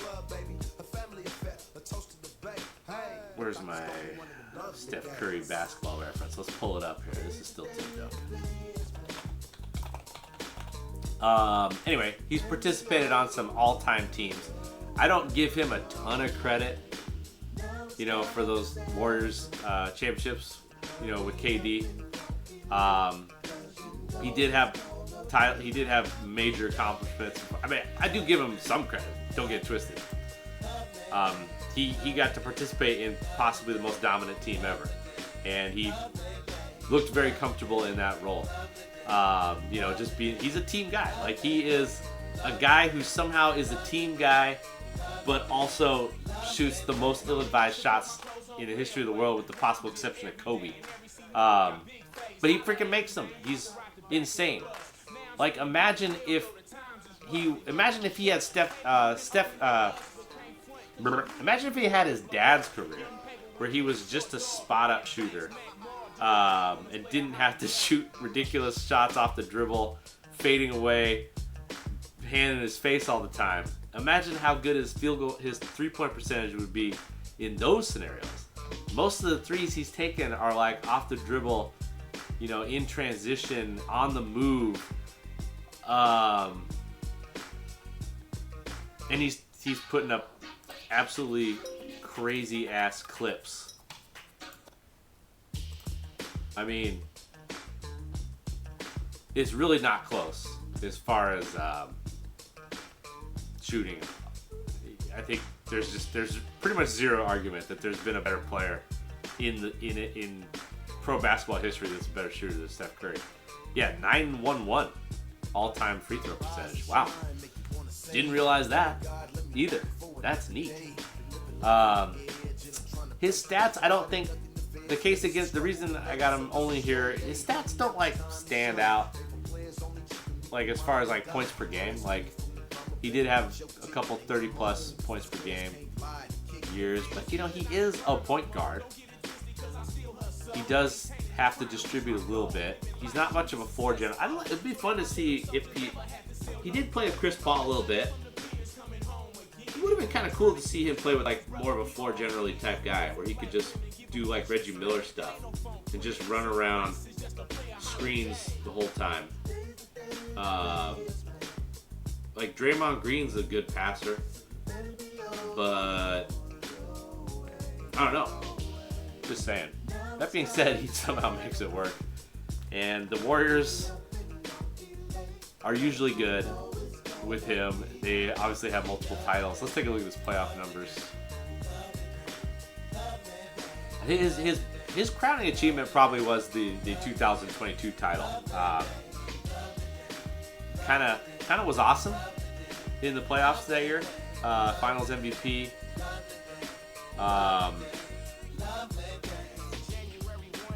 Because like I said, they won 2015. They won the title. That's pretty damn good too. But when they won with KD, it wasn't really. That was like a layup for them. I gotta get just a little bit more water. I am absolutely parched. I got him at number 8, fam. He's very fun to watch.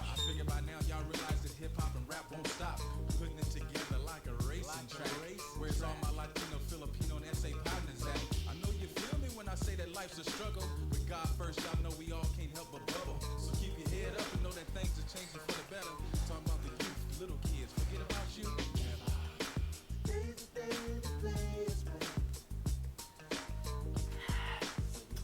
Yeah. And the other thing is, it kind of helps that I've almost always been rooting for the Warriors.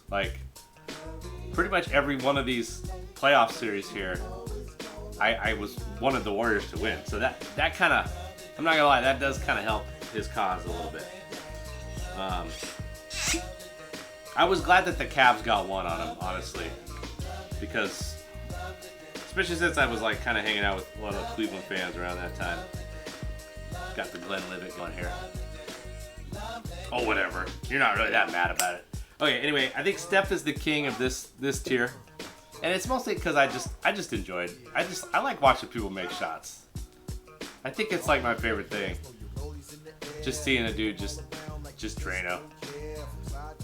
And he just goes about it in a crazy way. If I had to say what's my least favorite thing about Steph Curry, I just don't need to see the mouth guard, honestly. If you could just keep that in your mouth, just leave it there, I think that'd be great. Thanks, bro. That's all. That's really my only major issue. So, That was the last guy for that tier. Now this is the GOAT tier. I'm not even gonna waste my breath arguing. If you're saying that one of these next 7 guys is the best player of all time, I'm not gonna explain to you why he's not. I'm just gonna be like, okay, I see it. This is the GOAT tier. Congratulations, you have made it to the GOAT tier. Number 7 on the GOAT tier.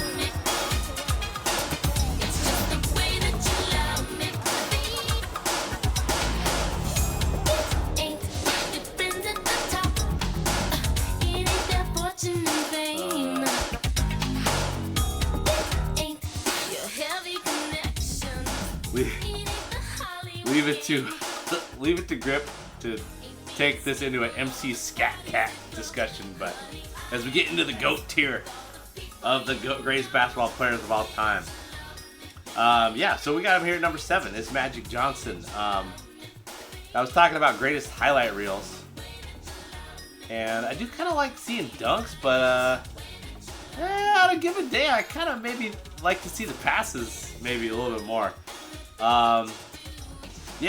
There's certain days of the year where I'm actually thinking that is the best highlight reel that any player's ever had. You know what I mean? Those passes are insane. The freestyle, the Showtime Lakers. The shit was crazy. It was going up and down the court, and Magic was doing crazy stuff. He was doing crazy stuff. All right, you know what? I kind of had a feeling that there was a second. I didn't want to devolve this conversation to there. Let's have it out. The MC Scat Cat discussion. Yes, he's a wolf. He's a wolf, and he came back. He came back for another video. I don't think it was this video. It's not this video for this song, but it might be. I don't know. Okay, moving on. Here we go. So, so I guess, well, let me first explain why Magic Johnson's awesome. All right, so college, big duel with Larry Bird's Indiana State team, the most watched basketball game of all time at that point, the '79 NCAA title. Magic Johnson shows up in a big way. They take the title. First year in the league.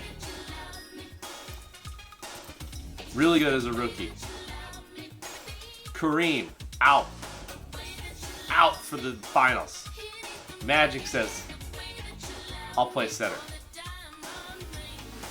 Oh yeah? You're a point guard. Yeah, no, I can do some things. He went into score mode, had 40 points. Hella rebounds. So that just shows you this is possibly the most versatile player ever. Point guard, shooting guard, small forward, power forward, center. He would have been awesome at all of them, probably. Being a 6'9" point guard was a problem. It meant that you had to switch. You had to switch. Switch! You had to get a big guy Magic, because he would take you down low and abuse you if you try to put a little point guard squirt on him. Next thing you know, you get a stop on defense. They give him the ball to Magic, and the Lakers are running, and the fast break was a major issue. Ultimate playmaker. Defensively, he was okay. He had a lot of steals. Let's take a look at the pro ref, shall we? The case against Magic, I think he was just alright on defense. And I've always been, I guess I was a little confused about what exactly was Magic's like half-court game. So as you can see, this is his stats. These are great scoring numbers for a point guard. He obviously wasn't that concerned about scoring when he had all these other guys like Kareem Abdul-Jabbar. Was still very, very good up until 86. Next thing you know, there's a decline with Kareem, and Magic says, you know what? I'll take over. 86-87 MVP. 23.9 points per game. Goes up a level. 87 Magic was a problem. Shooting 52% from the floor. And look at these field goal percentages. They're insane. Kind of just... This is really Magic's best era. From 87 through 90. He's basically carrying the Lakers at that point. I think... I don't think it was cheesy. I don't think it was cheesy at all. This shit was awesome. I think it was awesome. I don't even know if it was a stunt. I don't even think he was really stunned. I think he was like trying to confuse the defense by making them seeing that they couldn't tell what was going on. So then obviously he got AIDS after 91 and didn't play for 4 years, which was tough. Somehow played in the Olympics and the All-Star game.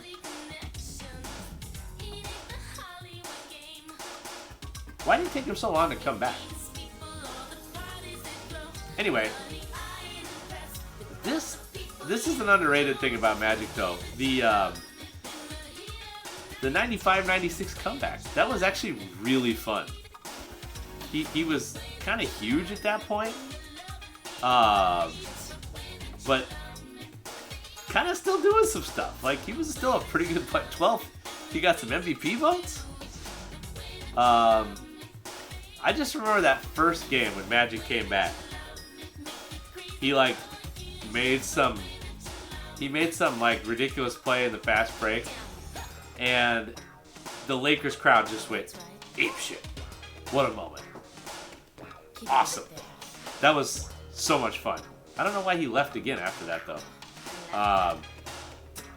Yeah, that was just kind of a weird time for the Lakers. Yeah, I think that Magic. Yeah, he didn't really shoot threes. But yet it felt like if there was like a, like you seen the highlights, he had some heaves and stuff. It felt like he could do some work. Like he hit a bunch of threes in like the 92 All-Star game. I don't think he was a bad shooter. This wasn't really a thing that he was too concerned about doing in a regular game. Anyways, the case against Magic, I just think that I'm just not sure how much like an elite point guard really affects the game, I guess. He's the best ever. And oh, by the way, talking about his defense, he had a lot of steals in his early days, that's for sure. And he just kind of was sort of a weird, huge point guard guy. Like, I don't know. It's just he just kind of was unusual. The other guys are a little more conventional. It's a little more clear cut how they dominated, I think. Yeah, I don't know why what's the point? Like, and then I guess, well, I'll talk about it with the next guy. Instead of knocking Magic, I'll just build up the next guy a little bit more. So let's do that. If Magic is your GOAT, I am not going to explain to you that he is not the GOAT. Magic was awesome. The ultimate fast break player, and the most dominant winner in a very, very, very juicy era. Oh.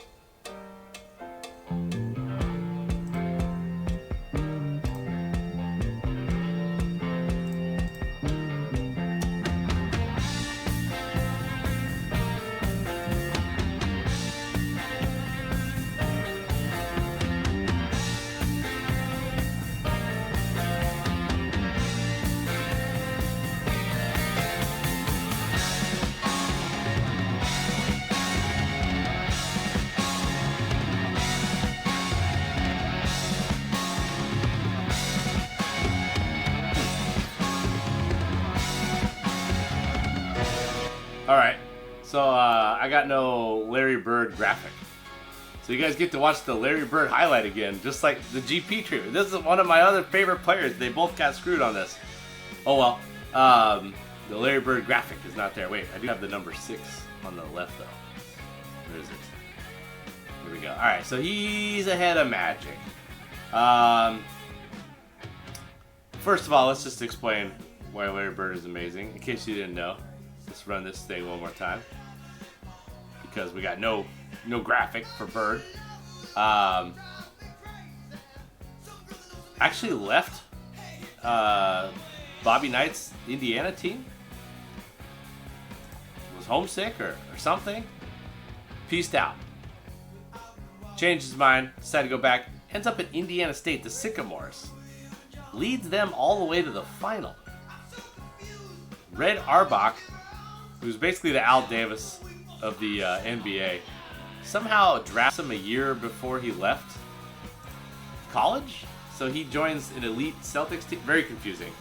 But takes the Celtics to immediately turns them around, takes them to the finals. They win the title.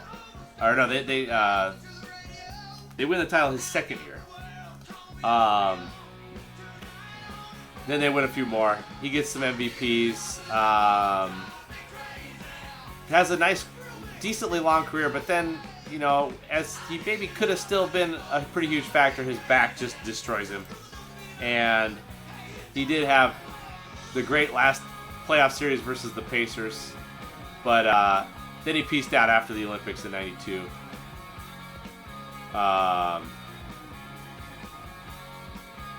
Anyway, so you get to watch these highlights over and over again.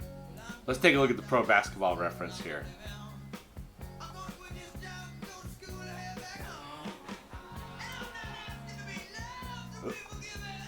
Whoop. Guess we gotta take down the highlights here. All right. Larry Legend, the hick from French Lick. Kodak. Why Kodak? The Great White Hope. 6'9", 220. Almost same size as Magic. Isn't that's a really crazy part of it. So here we go. Did not play other. Why is that on there? So he was drafted, yeah, a year early. Very strange. Very strange. He was 4th in MVP voting his rookie year. 2nd in MVP voting his second year. Dude came into the league and started dominating immediately. Should be noted that back in these days, actually pretty much his entire career, he was a pretty damn good rebounder for a guy who was known for being more of a perimeter guy. The assist totals do not belie his passing skills, which are of the toppest tier, exceeded perhaps only by Magic or John Stockton. A lot of steals, good amount of blocks, kind of got after it on defense, like not really like not a real physical presence, but like smart, just knew what to do, understood defense, and then obviously like knew where everyone was on offense, and then just had this crazy will to win, just hyper competitive. Showed up every night.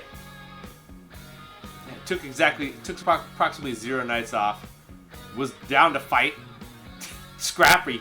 He those Pistons teams. It was gotten some pretty legendary brawls. Throwing some haymakers. The run of MVPs 84 through 86 somewhat stands out. Obviously, this is the guy that was the most associated with shooting until maybe arguably Reggie Miller came along. Even at then, maybe Larry was the best shooter. The stats don't maybe reflect it because three-point shooting wasn't a huge part of the game. But you see the free throw shooting. That's a pretty good indication that Larry Bird was awesome at shooting. Obviously, he won the three three-point shootouts in a row with the some iconic moments there. As far as walking into the room and asking who was going to get second. Favorite anecdote. Completed possibly more side quests than any other player in basketball history, such as the I'm only going to shoot left-handed game, which I don't know. That's just hard to fathom. The 86 Celtics, probably the best team of all time. The 84 finals, he prevailed in that one. Lakers got him back in 85. Lakers did not show up in 86. 87, the Lakers got him. So kind of a lot of people sort of say edge Magic. I think a lot of people give Magic the edge because of that 87 finals, but here's the main reason I got Bird squarely ahead of Magic, and it's not just that I think he was a better basketball player, just based on just the raw analysis of like his scoring ability and his overall game. I think was more impactful than Magic. But in the head-to-head with the Lakers and the Celtics, Magic had a better team. I mean, Bird had a great team, one of the all-time teams with guys like Dennis Johnson, Robert Parrish, Kevin McHale.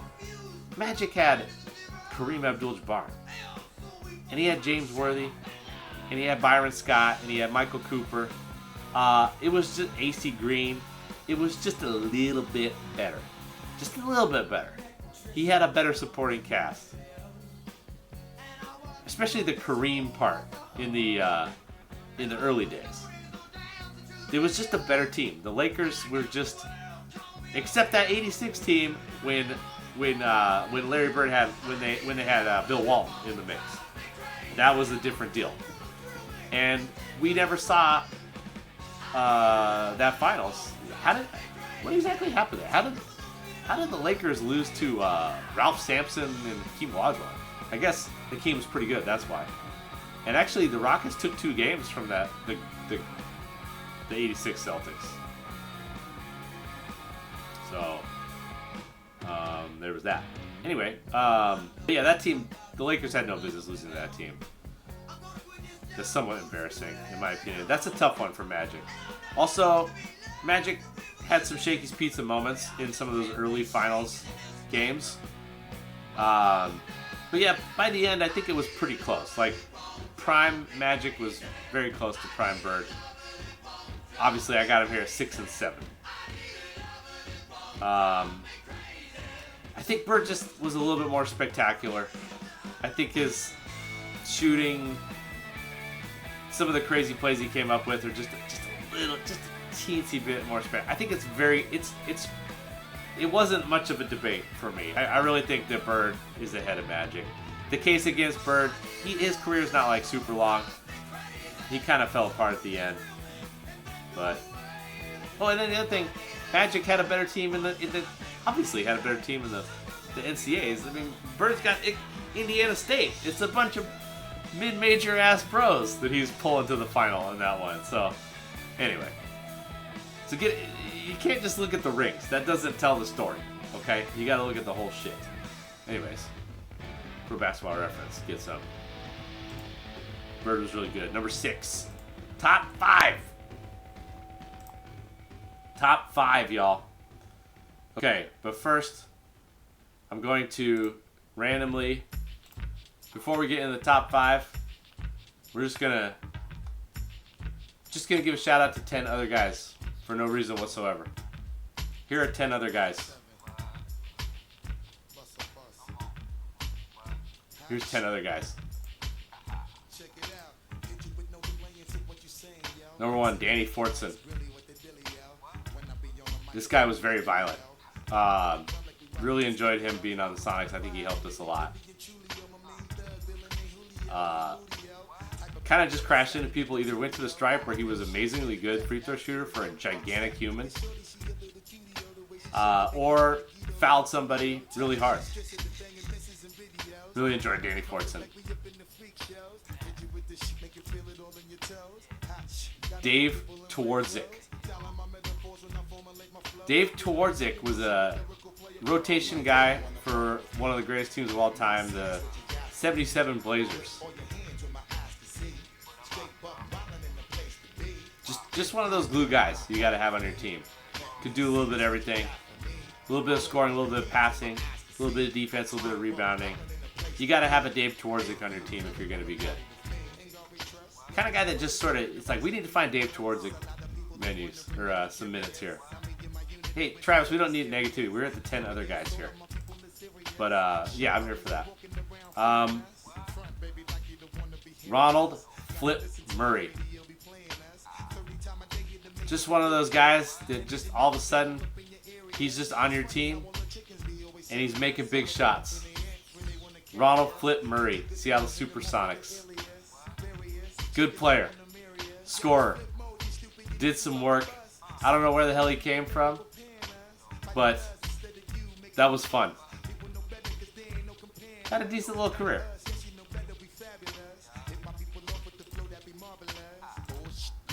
I don't really have a good explanation why this guy was one of my favorite players ever, but it's the Plastic Man, Stacey Augmon. I just really like that UNLV team. And he was the other guy to Larry Johnson. And he just kind of had a weird way of moving around that was kind of interesting. And he created a lot of havoc on defense. And had kind of an unorthodox post game, left-handed. And I was just all about Stacey Augmon. He was my guy. I even had a Stacey Augmon jersey, one of those horrible 90s Hawks. You know, after all the teams got rid of these classic jerseys, the Hawks had a real wacky one. And I have that with Stacey Augmon.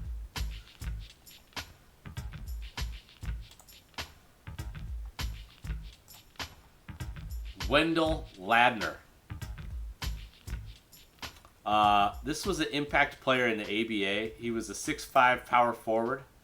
that just kind of banged around, made plays, did a little bit of everything, seemingly, based on his stats.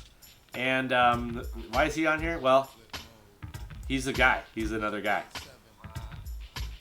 And he looked like this. Wait, where is he?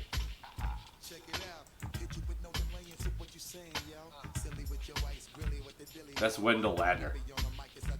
I think there's a pretty good chance that Wendell Ladner was very close to some of Wilt's records in the 70s as far as just you know what stats I'm talking about. Try to keep it clean here. Anyways, this guy existed.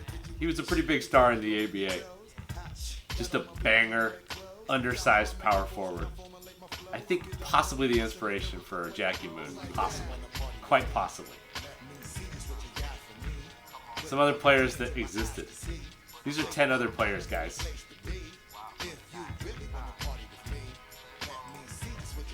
Moochie Norris, another Seattle Supersonic. Had a very fun game. He had the game that you expect a guy named Moochie Norris to have. Just exciting. Scorer. Crafty. Not a great player, but he was on the Seattle Supersonics, which was very fun. Moochie Norris is another player that existed. These are 10 other players, guys, including Ruben Boomche Boomche. Tick, you still with us? This is going to be one of your favorites. Ruben Boomche Boomche. Just a very lengthy forward center that ended up having a little bit of a career in the league. Never really had any big moments, but he earned our respect. He was good in college for the Hoyas. And yeah, Ruben Boomche Boomche. That's another guy that existed. Another basketball player that existed. Here's a guy from Oregon. Went on to be one of the great street ball players of all time. The Professor. The Professor. Grayson Boucher. Love the Professor. Shout out the And One show. That was some must-see TV in the early 2000s for me. The Professor is another basketball player. He's one of 10 other guys.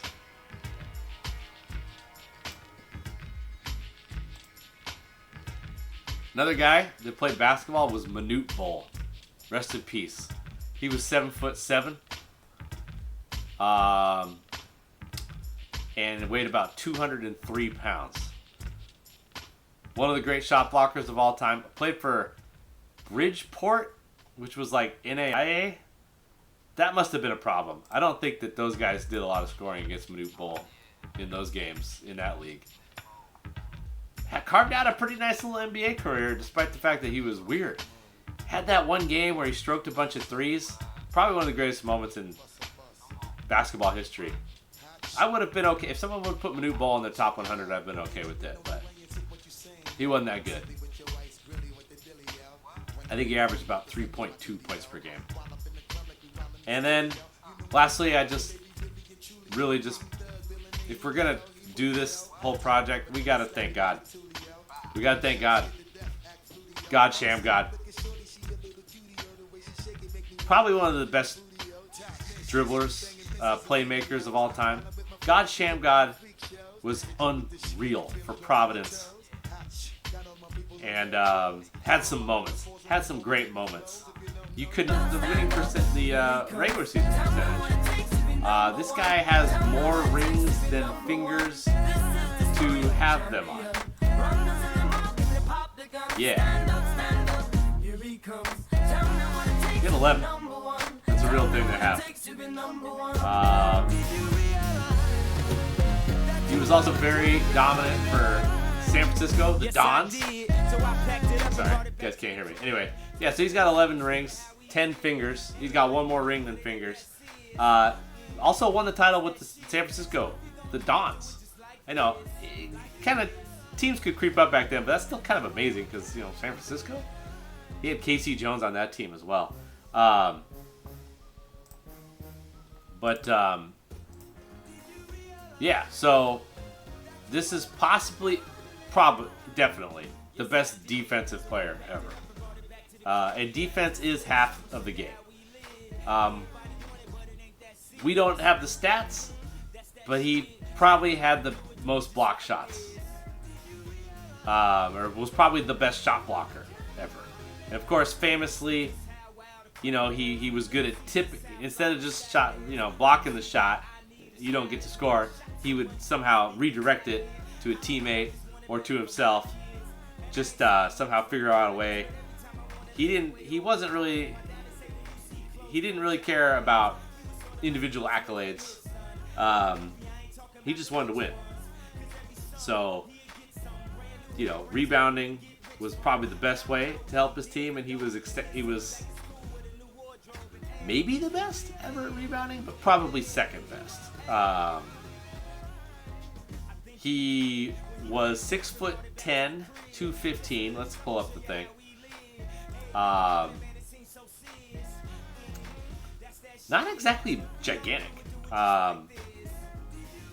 There was still plenty of really big guys around back then, so he was big. He was tall. 6'10" was plenty tall back then, but 215, I don't know, there was probably some thicker guys. That was because he could run up and down the court crazy. He was super fast, super athletic. He was a high jumper. That probably helped him grab hella boards, skying up for boards.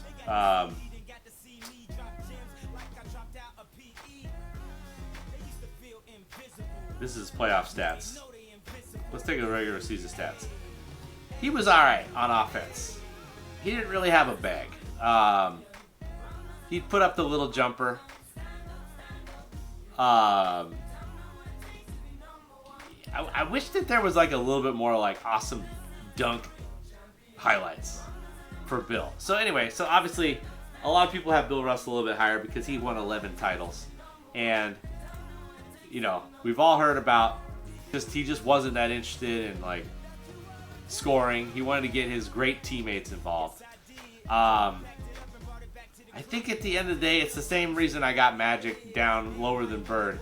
Like, it's a team game.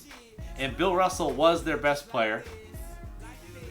But the team was so good. He had Tommy Heinsohn. He had Bob Cousy. He had Sam Jones. He had Casey Jones. He had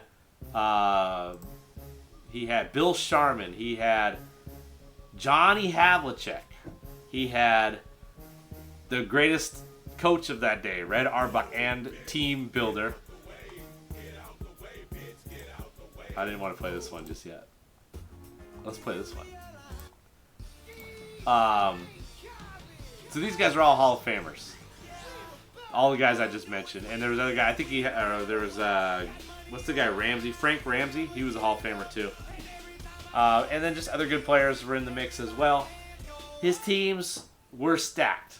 So I'm basically saying that, yes, he did win, and he probably was an extremely big factor in them winning all those games.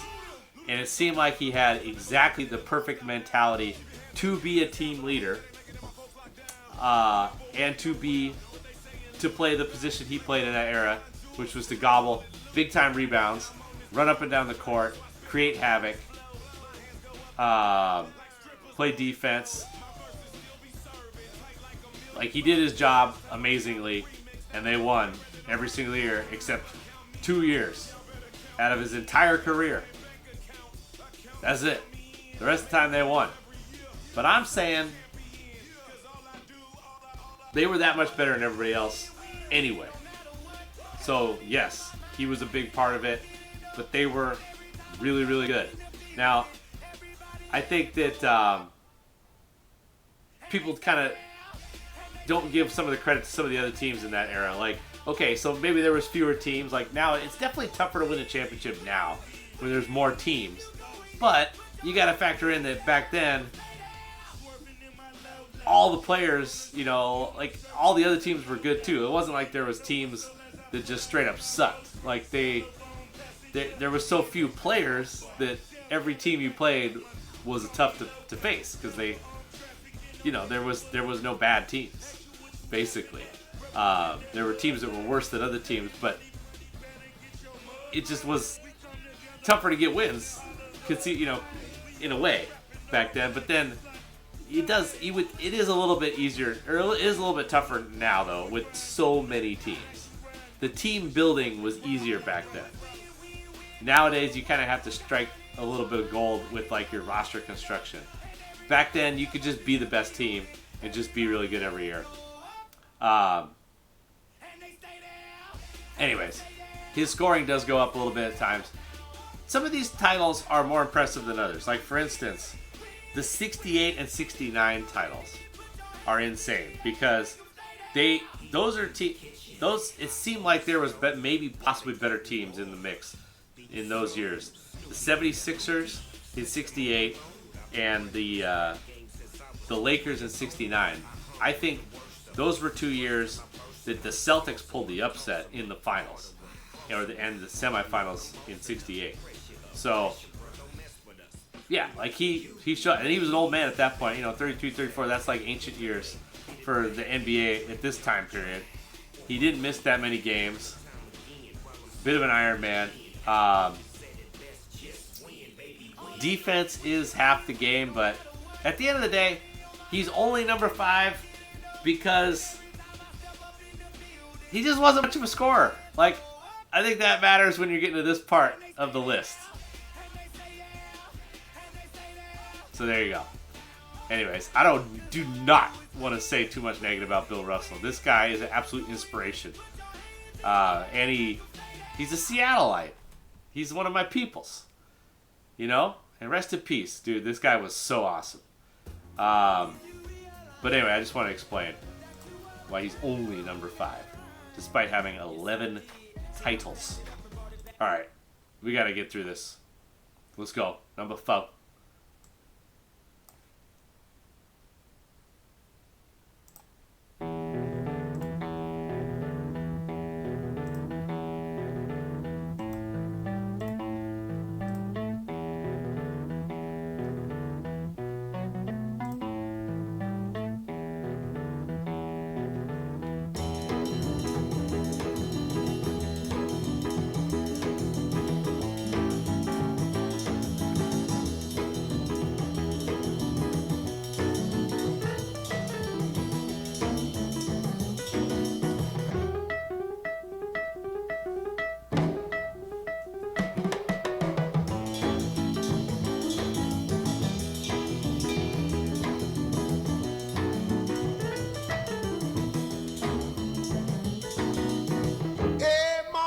Treat me wrong. Come and love you, daddy, all night long, all night long.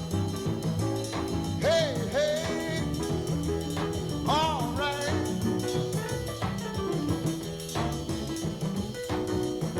See the girl with the diamond ring?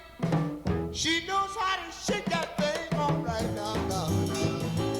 Hey, hey, hey, hey.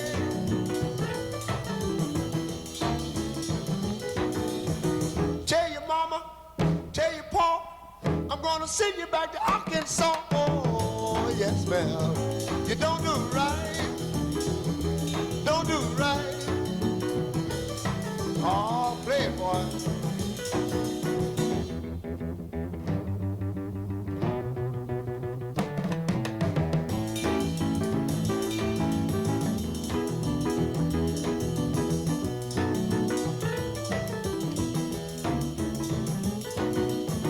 When you see me in misery, come on, baby, see about me now. Yeah. All right. Number 4 is Mr. 100. So yeah, here's Will Chamberlain. Negatives. He was enigmatic.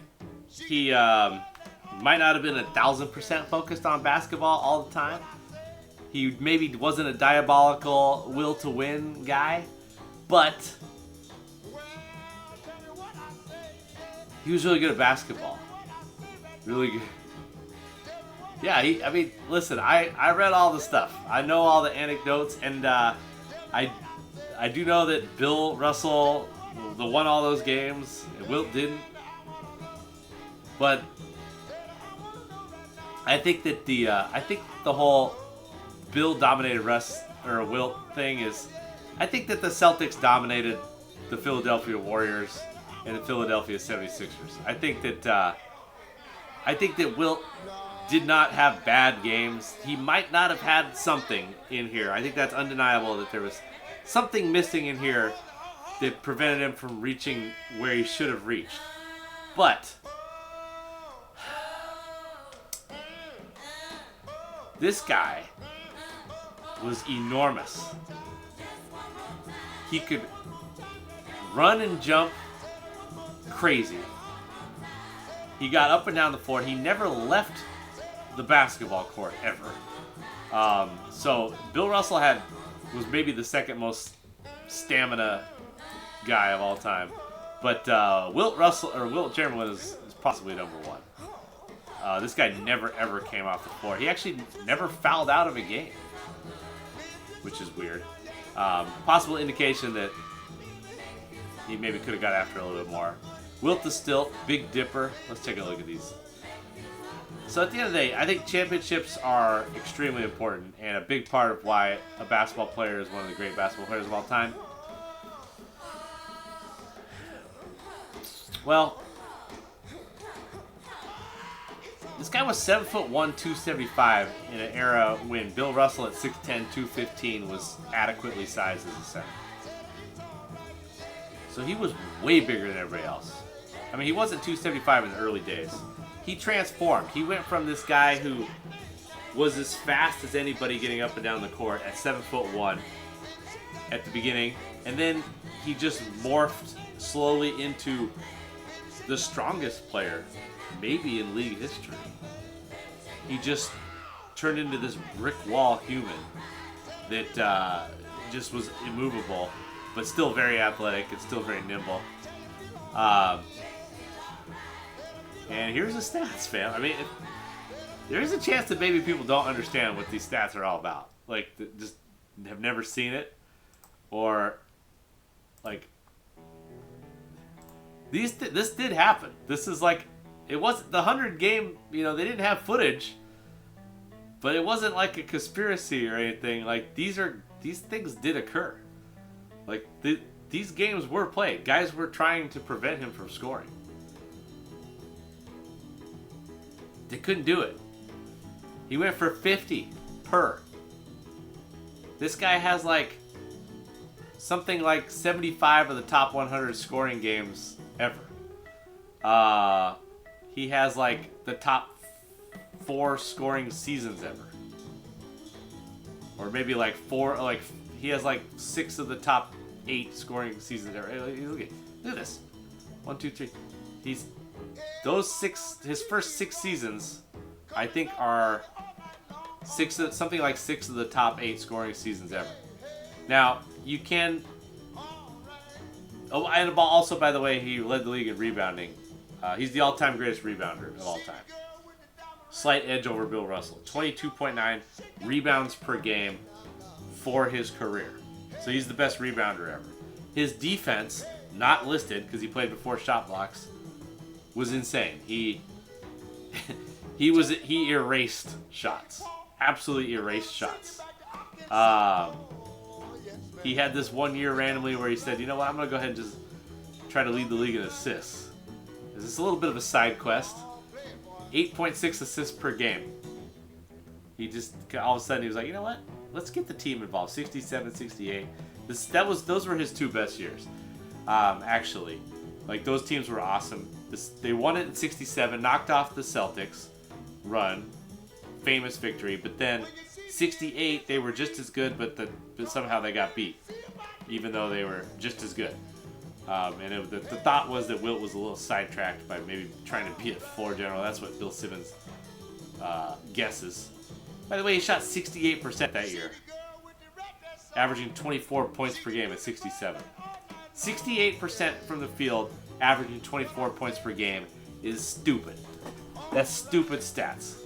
It doesn't matter what the competition is.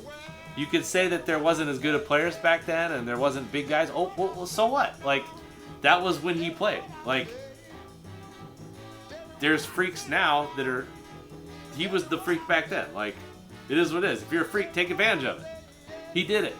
He took over. He dominated. There is a certain point where stats don't matter, but these stats are so crazy that I got him ahead of Bill Russell. It's insane. By the way, they did win the title in 72 again, so he was third in MVP voting, averaging only 14.8 points per game. By the way, look at his last year. 727 shooting. They had really good players. They had, like, Jerry West and Gail Goodrich. He didn't need to score that much. Those are mostly probably just putbacks and dunks. But it's still pretty silly. That's a very good player at age 36. So yeah, anyway. My favorite stat of all this, the 50 points per game is pretty amazing. That's number 2. My favorite stat of all this is that he averaged 48.5 minutes per game one year. Yeah, if you don't know that there's only 48 minutes in a game.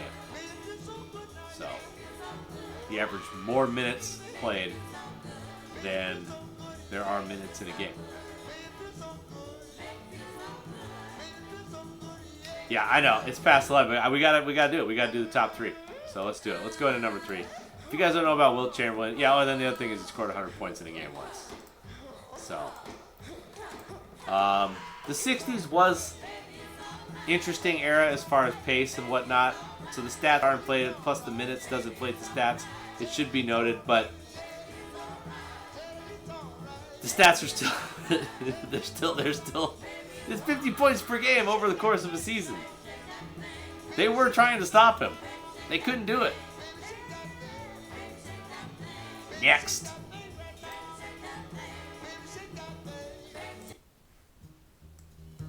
All right, we gotta bang out these 3, even though ain't nobody gonna be watching because it's late. This is it. This is the finale. I hope you guys stay up and check out the end of this. We gotta do it. We gotta do it. We gotta do it. We gotta finish. There's only 3 left. Let's do it.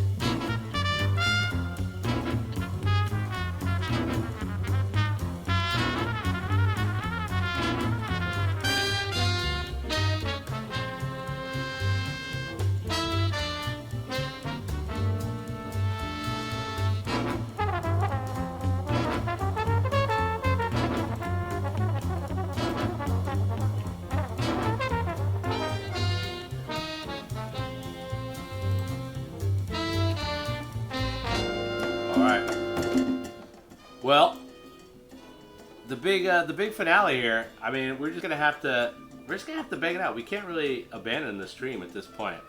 But anyway, I got number 3 here is Kareem Abdul-Jabbar.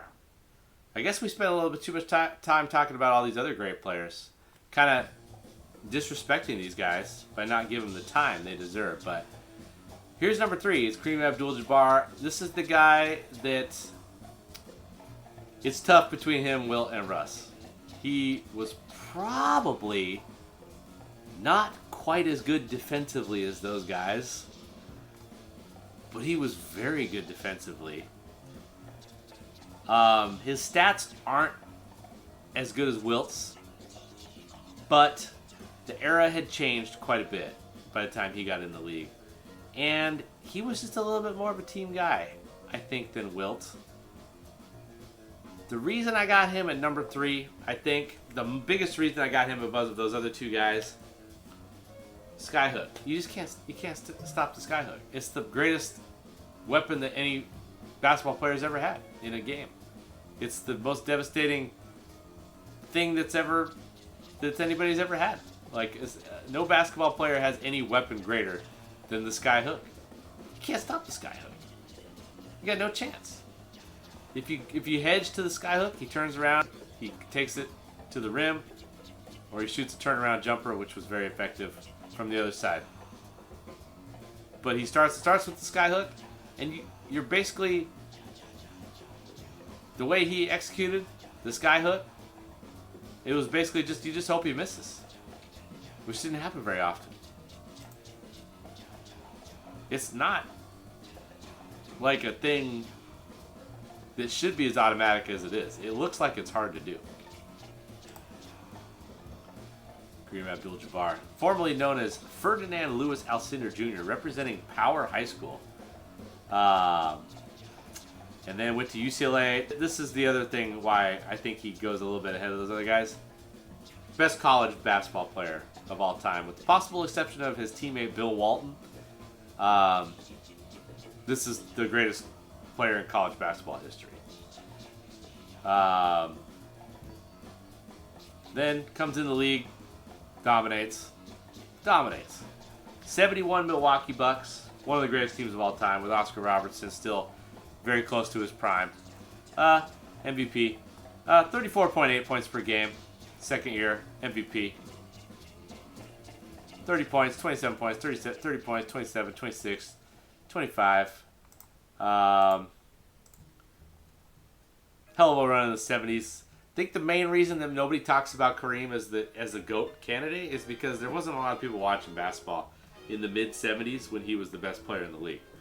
Like, it was a bit of a, it just really, it took the 80s to come along for like people to really have passion about these great basketball players.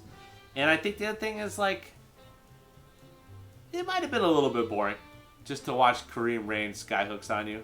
But the early days, the UCLA in the early days, he was a physical force too. Like, he was very close to Wilt as far as just devastating tall guy, especially around the basket. Like, he would dunk on fools. He was very athletic. But his post game prowess kept him going and kept him dominating for a long time.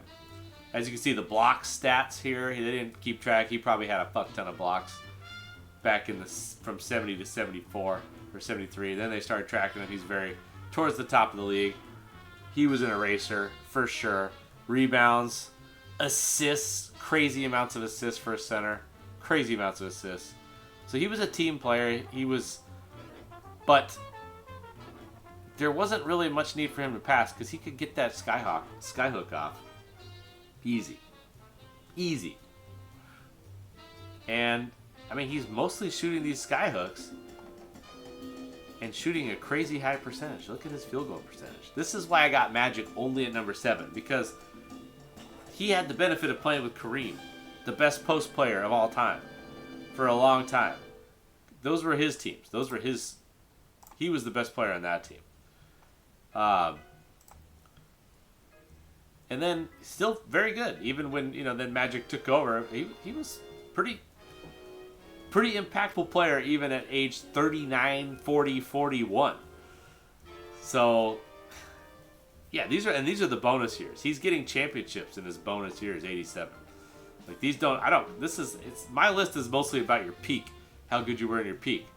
He's doing crazy stuff well after it even matters, as far as I'm concerned. So I just think at the end of the day, Steph Curry's my number 8, Kareem's my number 3, because the most important thing you can do is score. Shooting, Steph. Post player, Kareem.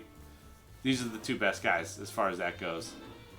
He's the most dominant force. I think that this guy, if you're saying he's the best player of all time, I'm 100,000% cool with it. The reason he's not the best player of all time, in my book, is because I feel like the skyhook was a little bit boring.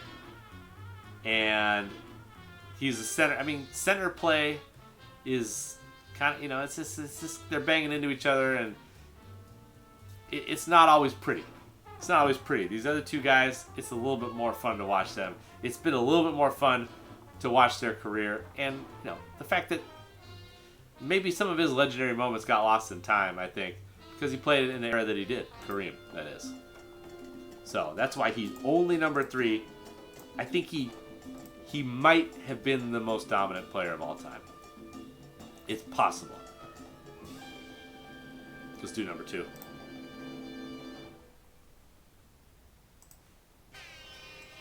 It may not mean nothing to y'all, but understand nothing was done for me, so I don't plan on stopping at all. I want this shit forever, mine, ever mine, ever mine. I'm shutting shit down in the mall and telling that girl she the one for me, and I ain't even planning the call. I want this shit forever, mine, ever mine, ever mine.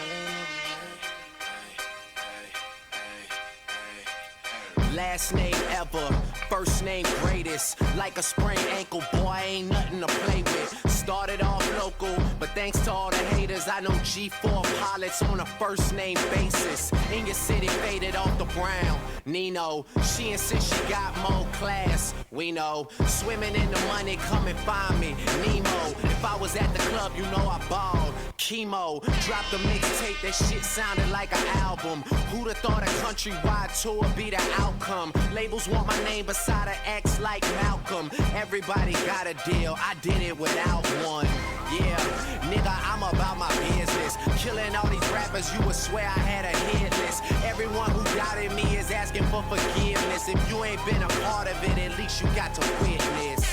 Bitches, it may not mean nothing to y'all, understand nothing was done for me, so I don't plan on stopping at all. I want this shit forever, mine, ever mine, ever mine. I'm shutting shit down in the mall and telling that girl she the one for me, and I ain't even planning the call. I want this shit forever, mine, ever mine. Ever Mr. West is in the building. Ain't no question who about to kill him. I used to have hood dreams, big fame, big chains. Number 2, LeBron James. Number 2, still active at age 40. Still pretty good. Pretty good. Number 2. Pretty good. Dude, if I had seen Space Jam 2 and watched, it sounds like if I had watched Space Jam 2, he might not have made it this far. Even watching the clips from the Now We Know podcast. Check out the Now We Know podcast featuring Christopher Tognati and Kevin Werkheiser. Catch it on any platform for a podcast. Number 2, LeBron James, the prodigy, the chosen one.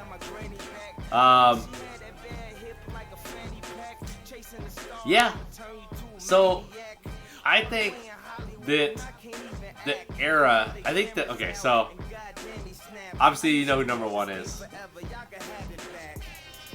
If my personal opinion is, if you're saying which basketball player has accomplished the most, the answer is LeBron James. He has been in the NBA for over 20 years, and he has not had a stinker in any of those years, by the way.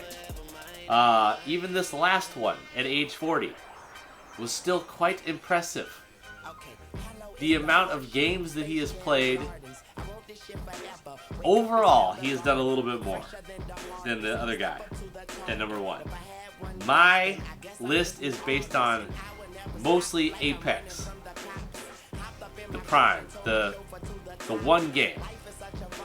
Who do you want for one game? But the way that LeBron has gone about his business, coming in as the chosen one, delivering, yeah, not a lot of scandals, really just a lot of things that just kind of made people go, I wish that maybe he had done that a little bit differently. But he's done awesome. Like he's navigated his life in an amazing way. considering all the pressure and all the things he has to deal with. He's done a great job. Great job, James. Great job, LeBron. But let's take a look at the Pro Basketball Reference. The nicknames: King James, LBJ, Chosen One, Bron, the Little Emperor. Not too familiar with that. I like the Akron Hammer. That's a good one. I feel like that should have been a better, more utilized. L Train? No. Benjamin Buckets? I never heard Benjamin Buckets. Benjamin Buckets? That's great. Yeah, I mean, all his like negative stuff is all like, I just kind of wish he had done that differently. You know what I mean? But it's not like he's done a great job navigating what he's had to deal with. So here's this big ass fucking Pro Basketball Reference here. Yeah, he was 9th in MVP voting at age 19, and he was pretty damn good this last year, I gotta say. Age 40, 24.4 points per game, 7.8 rebounds per game, 8 assists per game. He's 40. Played 70 games, shot 51% from the line, shot 37%, shooting tons of threes. That's, you know, I think that this last year was his most impressive year ever, because nobody's ever come close to anything at age 40 that he's accomplished. It's not even close. There's not even, like, there's been 0 players that were like good at age. I mean, there's been a handful that were good, but he's one of the best players in the league at age 40. That's crazy. That's crazy. Like, let's be real. He's on a team with his son. A lot of people really want to hate on the Bronny James thing, and I get it, but he's played basketball games with his son. Nobody's ever done that. Nobody's ever done that before. I think this is probably the only basketball player on Pro Basketball Reference that has shooting guard, small forward, power forward, point guard, and center as their main position.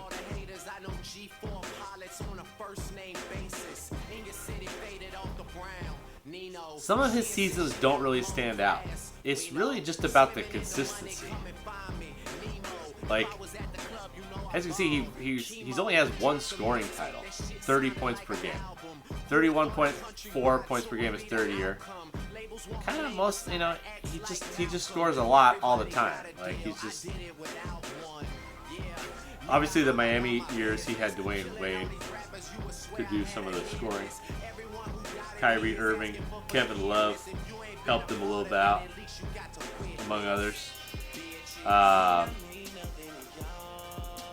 So the main things against LeBron is that, you know, he left Cleveland. I don't know. Are you guys, I mean, looking back though, is that kind of started the whole, at the time it was like, wow, I can't believe that happened, but now everybody does it, and I don't know, hasn't it kind of been revealed that like maybe Dan Gilbert wasn't an awesome owner? Just saying. I mean, I really think Mo Williams, if Mo Williams had stepped up a little bit, he just didn't bring it as the point guard for the, I think that he just knew that they weren't going anywhere with Cleveland. But yeah, like it just kind of, it just was gross. It was gross.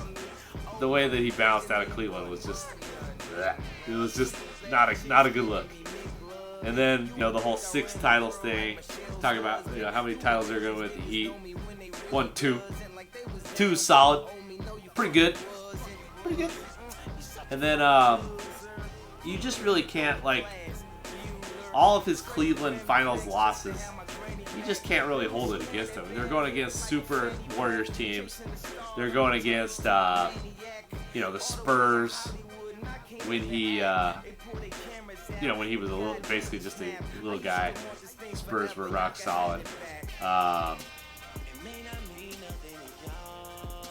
mean, he showed up in those games. Like he you know, like I think some of my favorite LeBron moments are like the year that they got swept by the Kevin Durant Warriors. Like he just went bananas in that finals. Like he was just an absolute menace in those finals. Look at this. Like he steps up in some of these, like 35.3 points per game in the playoffs. Finals MVP Quattro. 34 points per game. This is just the playoffs in total. But like the finals, he was.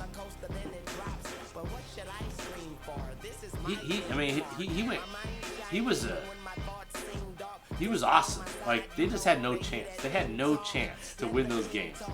Like I'm sorry if like J.R. Smith is not as good as Kevin Durant. He just isn't. You just can't show up with these guys and just win. Like versus those teams. Those Warriors teams were just incredible. The 1 year that he maybe had, that you could say, well, they didn't have Kevin Durant. Well, that was the year that Kyrie Irving got hurt. So it was like he had like Matthew Dellavedova and Timothy Mozgov and Tristan Thompson. Like it's just you're not gonna be able to do it, fam. Doesn't matter how good you are, and he was really, really good. The fact that he even got one is sort of amazing. That was one of the most impressive titles ever, as far as a guy like leading his team to the finals. That performance, that playoff, that whole season and playoffs run. What's weird about him is that he's got the whole flop thing, which why though? Like that's just annoying. Like it really is though, because it's like you're huge. Why are you flopping? Just like play basketball. You're like one of the most physically dominant players ever, and you look like you're built like the Great Wall of China. Why the F do you need to flop? Irritating. And then just kind of like weird leadership, like just calling people out on like social media and stuff, but like not like by name. Just kind of being a kind of an interesting guy and like having like a legion of people working behind the scenes to like orchestrate moves for him, such as getting Anthony Davis for the Lakers. And I don't know. These are just some of the critiques against LeBron. I think that he's number 2 because I just feel like he has the best case for number 1. It's not number 1. And I think if you state the right argument for me, I'm okay with him being number 1. Like if you're saying like who has done the most on a basketball court in their life overall, that's the main argument for me. I just think he's just done the most stuff. Like he's made the most plays. He's scored the most points. He had, he's the all-time leading scorer in NBA history. That is not nothing. That is, that's not even his best thing. Like, his best thing is like just playing like team basketball, like moving, getting the ball to the open guy. His defense is a little sus at times, but when it's go time, he's pretty locked down. Like, obviously, you would think he had more blocks in his career because the blocks he does have are like of the spectacular variety. That's probably his like number 1 trait, is the chase down block on a fast break. His offensive game is kind of more bully ball, but he does, he's a good dribbler and he can get by people. He has a lot of moves that work, but he doesn't really have like a go-to move, really. You know what I mean? Hey, Chris, you were talking about this on one of your.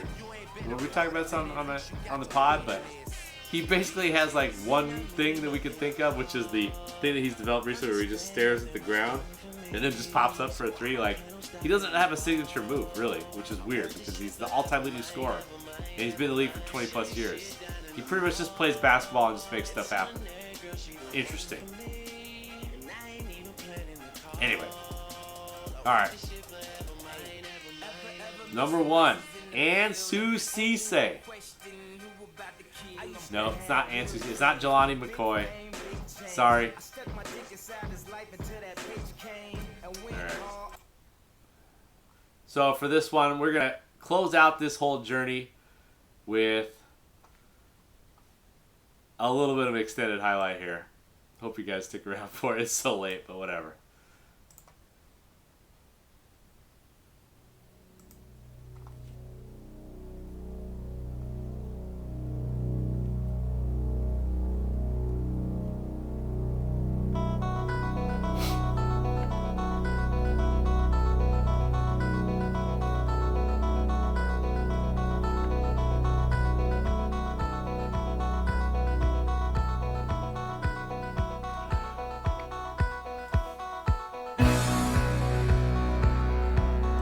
And now, the greatest basketball player of all time, from North Carolina,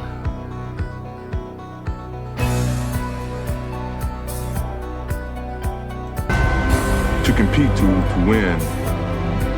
That's all I live for, really. When you lose, you're easily forgotten. And I don't think anyone want to go to their graves forgotten. I'm not here campaigning for the best player in the world or in history. I'm not saying that, because everybody plays differently in different eras. All the talk about the Chicago Bulls is about Michael Jordan, the outstanding rookie from North Carolina. Coming on this level is a brand new start for me, and I have to start from the bottom and work my way up. So, I think the hard work is ahead of me, and I'm willing to take on that challenge and go out and play the best I can.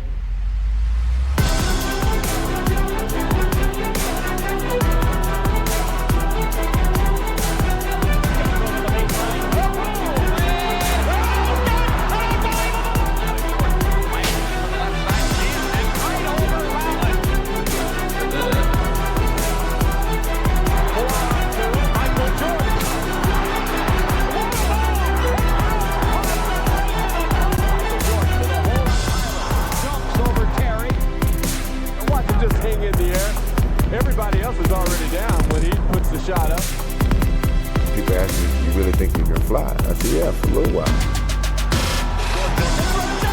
And he jams it over J.B. Carroll, and that's what I'm talking about. When he dunks over the top.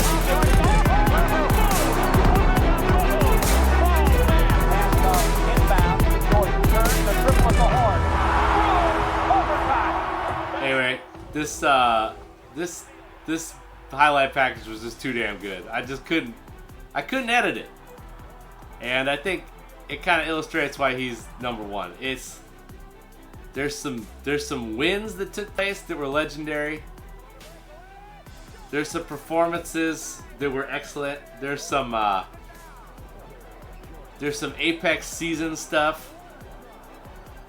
But I think at the end of the day, it's just the aesthetics. It's the aesthetics of watching him play.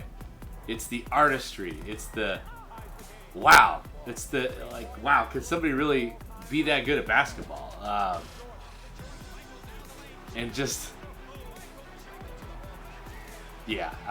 And then of course, then you combine it with the later years where it was like the homicidal sort of thing, and just pulling off victories after victories with that late Bulls team. I think it just adds up to he's number one. Anyways, let's drink in some more of these highlights here. This is the end of the journey. It's MJ, number one. I think if you're my age, this has to be your number one. The only way that anybody could not pick MJ as their number one is if they're just a little bit loyal to LeBron because he's their guy from their era, or maybe Kareem or Wilt from that era, or Bill Russell. But if you're my age, I don't know how this could not be number one.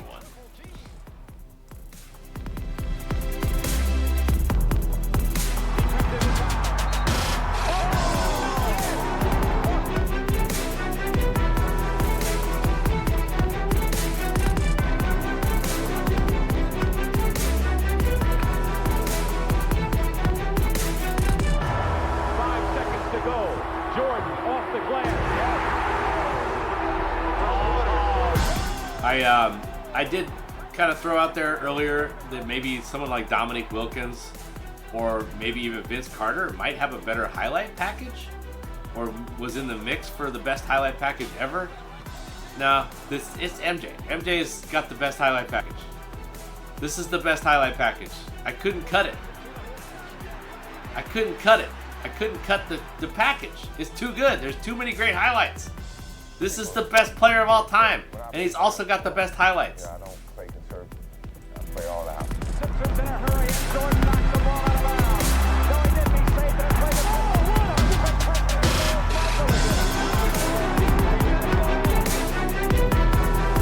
Jordan, here's trouble. 3-on-3. Jordan and beat Jordan.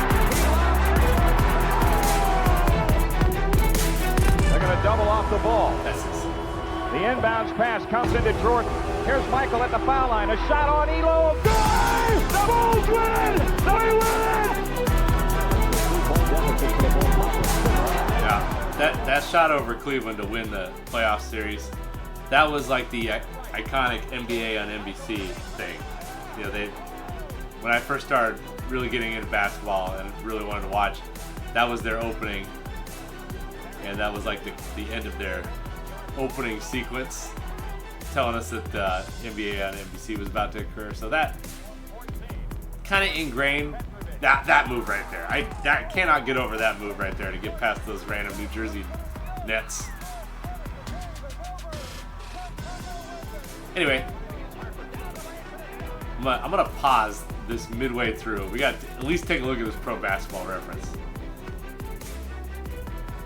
There was 3 versions of MJ that were arguably, it's arguable which one was the most dominant. There was the 80s MJ, which was the most athletic as far as flying.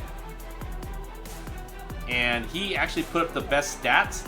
I think that one could be the best MJ. Like, that MJ had to take over crappy teams and just go crazy on a night-to-night basis. That actually might have been the best MJ. Like, it might have just been that they didn't beat the Pistons because they sucked. It was MJ and a bunch of randos. That might have been the reason that they never won anything with that version of MJ. Second version of MJ is probably the best MJ. It's the beefed up MJ that could take a beating, had a complete game, a little more crafty, but also still crazy athletic, still the best athlete in the league. Everybody knew that it was, and that's the guy who won 3 titles, just win. Culminating in my opinion, the 93 finals versus Suns, the Phoenix Suns. That, in my opinion, was the apex of a basketball player that ever existed. Because Charles Barkley and the Suns did bring the ruckus in that series. But MJ absolutely wasted them, blowing by great defensive players like Dan Marley, just blowing by them like they weren't even there. He was just insane.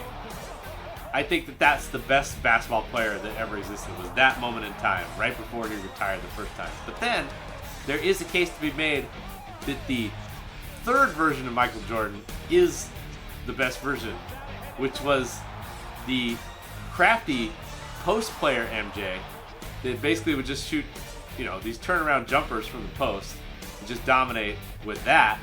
And in the slowdown era, where one-on-one play was more important than like fast break stuff, he might have been the most built for that era. Teaming up with Scottie Pippen to just lock down fools defensively, and just be more of a playmaker. I mean, he excelled in that era as well. He obviously wasn't quite as athletic when he came back after baseball, but he was still very athletic for 2-guard. Maybe just a little bit more crafty, though. That might have been the best MJ. I think that the best MJ was the 91 through 93 version. But the other 2 versions are in the mix for the best basketball player of all time also.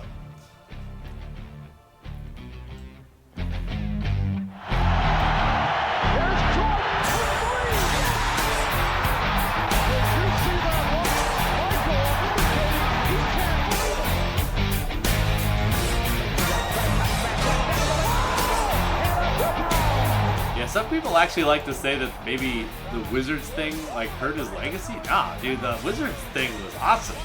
He came back for the love of the game. He had absolutely no reason to come back. He had nothing to prove. He just wanted to play some basketball. And just get in the mix with and that team sucked. And he played like all the games his last year at age 40, or was he 39 or 40? His last year, he played like 80 some games, and averaged like 22 points per game. Was like a legit all-star. That shit was awesome. That was like that was almost like he was saying like, hey, you guys that are basketball fans, I have something for you. You're welcome. That's all that was. And yeah, that team sucked. Like, so what if they didn't win any games? You gotta have a team, man. MJ had crappy teams when he first joined the Bulls. Those teams were whack. Scottie Pippen, you have to have great players around you. You gotta have, Larry Bird had to have Kevin McHale, Robert Parrish. Wilt Chamberlain couldn't win until he got Hal Greer, Billy Cunningham. These are other guys that are in the mix for the top 100. Magic Johnson, another great winner. Kareem Abdul-Jabbar, James Worthy, other guys. Great team around him. Bill Russell, great team around him. Kareem Abdul-Jabbar had Oscar Robertson in the early days, and then he got the Lakers, who's obviously very good. He couldn't win. Kareem couldn't win in the late 70s with Lakers teams that weren't good enough. You got to have a team around you. This is one of my biggest things with this. When we're talking about great players is, one guy can only do so much in a team game. It's a 5-on-5 game. And it's important to have good players around you, good coaching, good organization to build a team. It really is a team effort. But I think this guy had the most impact in a game. He did the most. He helped his team win the most. He was an elite scorer. And the style that he did it with was extremely fun to watch. And also, it should be noted, I was a little bit of an MJ hater. I kind of thought it was annoying how good he was, honestly. I didn't really want the Bulls to win that much. I appreciated him, I think, but I was a Sonics fan. They were in my way. 96, that 96 Sonics team was good enough to win the title, but they ran into an all-time team, as it turned out. And they were just kind of annoyingly good. MJ was so good, Pippen was awesome, Dennis Rodman was a total menace, and they were just a little bit too dominant. Knew he was coming back, and now we know when, and the news is music to the ears of Bulls fans. Michael Jordan will be in uniform for the Chicago Bulls, and Michael summed up his decision to return in 2 words: I'm back. Today, an artist returns to his true canvas, the hardwood courts of the NBA. Michael Jordan is back.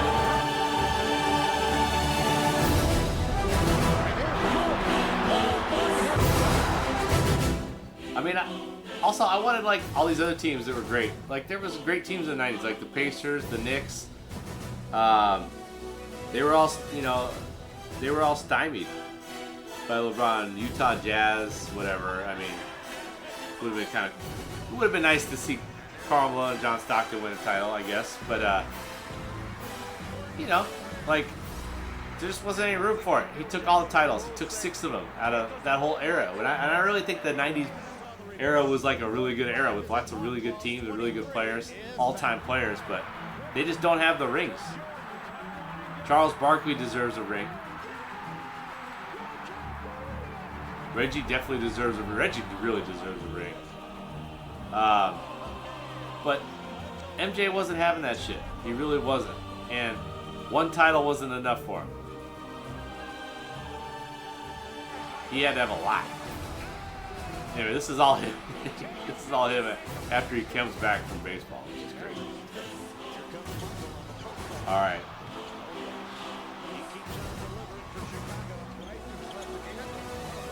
Well, that was my list. As you can see, there's a lot of factors for me. It's the whole package. It's the wins. It's the achievements, the playoff performances, but also like college. You know, MJ did win a college title, by the way, and he hit the biggest shot. I love that move. That was one of my favorites. See, then he goes into craft mode. Like now he's combining his athletic prowess with headiness and craftiness. Yeah, well, we couldn't stop it. You know, I always say that I always say that Michael was very good in the finals versus us, but it was Dennis Rodman that was the impact player. We had the best team you can imagine to limit what MJ would do, which is we had Gary Payton, who could stop people from scoring. And he only scored like 20 points. When we finally switched Gary was hurt. That was the other thing. Gary was hurt. He was recovering from injury, so George Karl didn't use him to cover MJ to start. Also, if we had a healthy Nate McMillan, that would have made a big difference. Just saying. But we did have a team that was pretty decently built to at least kind of keep MJ from absolutely murdering you. But Dennis Rodman, we honestly didn't. We couldn't deal with Dennis Rodman. We did not have the answers for Dennis Rodman. He just was too fucking much. We had guys like Frank Brickowski out there trying to handle Dennis Rodman, and we were not able to do it. Not able to do it, fam.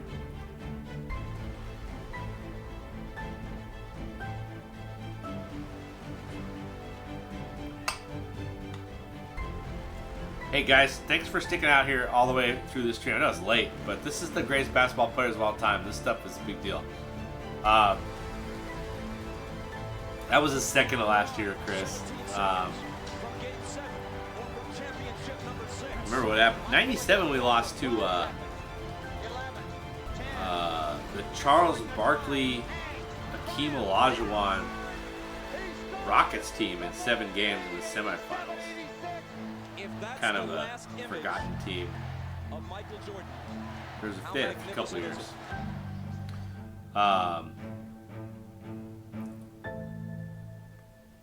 But yeah, Charles was still very good in 97.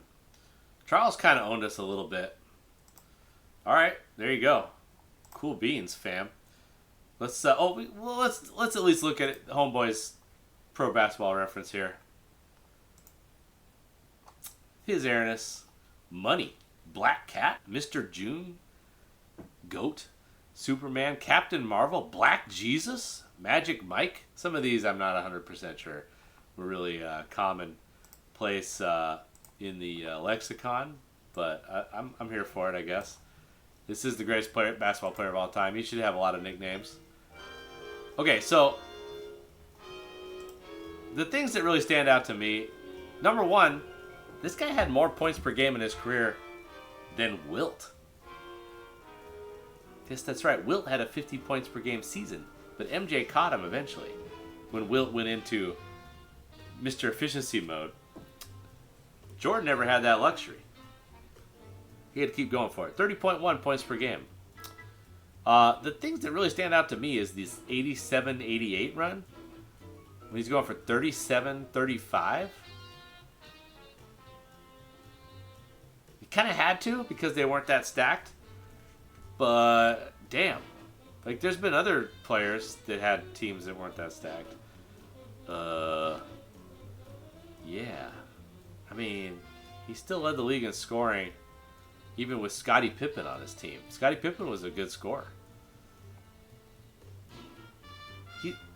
The 96 through 98 run, that's when the league went down. You know, we saw that Utah finals game. That was 80-something to 80-something.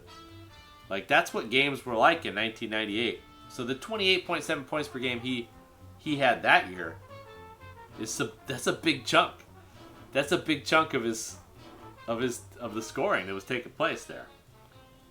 Field goal percentage is very nice. This is why this is the main reason you can't bring Kobe to the Jordan discussion. It makes no sense. The field goal percentage is over 50% from 1988 to 1992 at 49.5. Even in 98, it's down to 46. I mean, what are we talking about here? You can't bring Kobe to this. You can't bring Kobe to this discussion. There's people out there in the world that think that Kobe is better than Jordan. Stop. Get some help, as MJ would say. Anyways, also, like, second in MVP, 89, he went for 32 points per game, had 8 rebounds, 8 assists. Like, they gave it to Magic that year. Fam, he went for 32, 8, and 8, and had 2.9 steals per game. Jordan was the MVP that year. Then he got second in 97. Karl Malone took that one. Nope, he was not the best player in the league that year. Karl Malone was not the best player in the league in 1997. So he has 5 MVPs, probably should have had at least 7. Maybe 8, maybe more. You can't just give the MVP to the same guy every year. It's annoying. Of course, what would be the case against Jordan? Let's just do it. I know that I want to pay respect to my best player of all time, but I'm here for the discussion. Like, I'm not saying for sure, like, MJ's number 1 and you guys are dumb for not picking him. Like, if you would say Magic had more impact in 89 and he deserved the MVP because, he was distributing the ball and shit, all right. I'm here for it, dude. Magic was awesome. He was really good. He could go toe-to-toe with MJ. He did in the finals in 90, or 91. Magic showed up in that series. That was, like, not a rout from the Bulls. But, like, the case against MJ, I guess, is that, okay, he was maybe not 1,000 million trillion % locked in all the time. Like, he would play, like, golf for, like, 18 holes. Before playoff games, he would go to, like, Atlantic City after, like, Eastern Conference Final games versus the Knicks in 93 and gamble all night.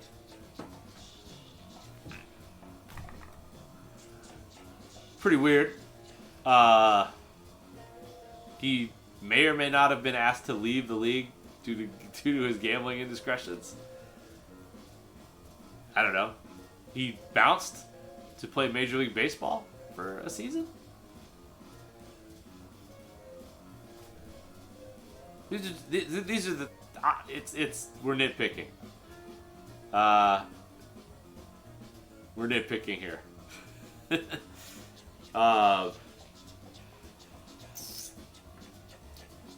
Not very good stats from 98 through 2001. He played 0 games those 3 seasons. So I'm just saying, these are the nitpicks. I feel like it's pretty obvious who number 1 is, honestly. Especially when you're saying my criteria is the best. Like, I'm much more interested in who was the best at one single moment than who, like, had accumulated most, like, stats and wins and whatnot. Like, age 90, like, even like that 97-98 year when he's 34, that's basically a bonus year for me. And he was MVP of the league, had the most iconic shot in NBA history, was first team all defense that year. So, I'm saying, what did you do in your prime? How competitive were you? Even if you lost, like, did you at least go out with a bang? Let's check out his playoff stats. Yeah, they're better than his regular season stats. He had 6 finals MVPs. Arguably could have gave it to Dennis Rodman in 96, I'm just telling you. Just telling you. Steals, assists, rebounds. Guy did it all.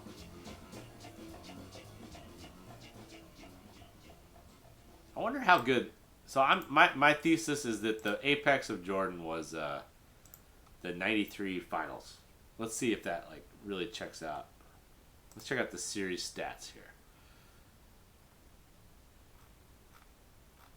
If I remember, do I remember it correctly? Okay, yeah. So, yeah, He had 41 points per game in those 6 games. Guys, this is the best. It's not close. This is the best player ever. 41 points per game in the finals, and he needed it. They needed it. People, some of the stupid like Facebook groups that I've like joined over the years, it gets pretty wild. They'll be like, "Oh, John Paxson bailed him out." Okay, he had 41 points per game. He was dominant. He eviscerated the Phoenix Suns in this finals. Eviscerated good players like Dan Marley, who was like, you know, like this was a 62-20 team that beat a really good Supersonics team to get to the finals. You know, controversially, it should be noted, but I don't know. Like, I guess this, you could say this team wasn't really built to deal with Jordan. They had one really good guy, Dan Marley, who I'm sure, did he make an all-defensive team? I think that this guy was like a really good defensive player. Okay. Second team all-defense twice. Yeah, he wasn't bad. I mean, he should have been as good as anybody. 6'6", 215. I guess this is I'm saying this is the prototype for a guy who's gonna hold MJ in check. He did not hold MJ in check. He got blown away like a fart in the wind. It was an absolute disaster. All right, cool beans. I think we gotta call it a stream. Pretty fun. Thanks, Chris, for hanging out the whole time. Thanks, Tick, for hanging around. Also, yeah, we could go on for years. This is fun to talk about basketball, man. Good times. Let's put up. I never put this up. Let's do it.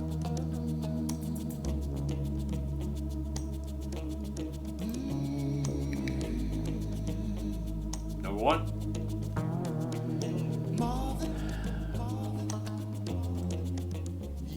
Okay. Hey man, you guys let me know. I'm gonna put this on YouTube, so let me know in the comments if you want more stuff like this from this channel. 'Cause this was a hell of an effort. I enjoyed it, but it was a hell of an effort. So if this is the kind of thing we like to see, make sure you let me know in the comments.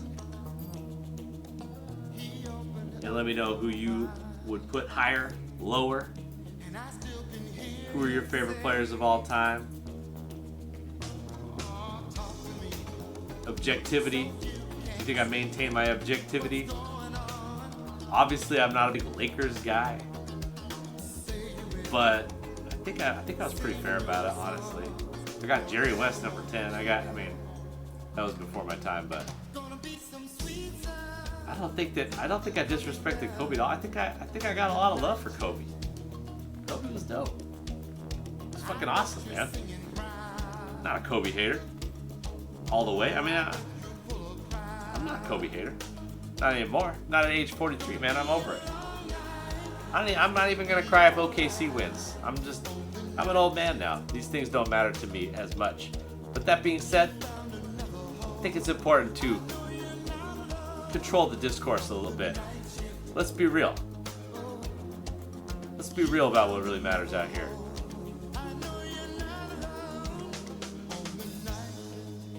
Alright, son. Thanks for watching. I did 2 of these.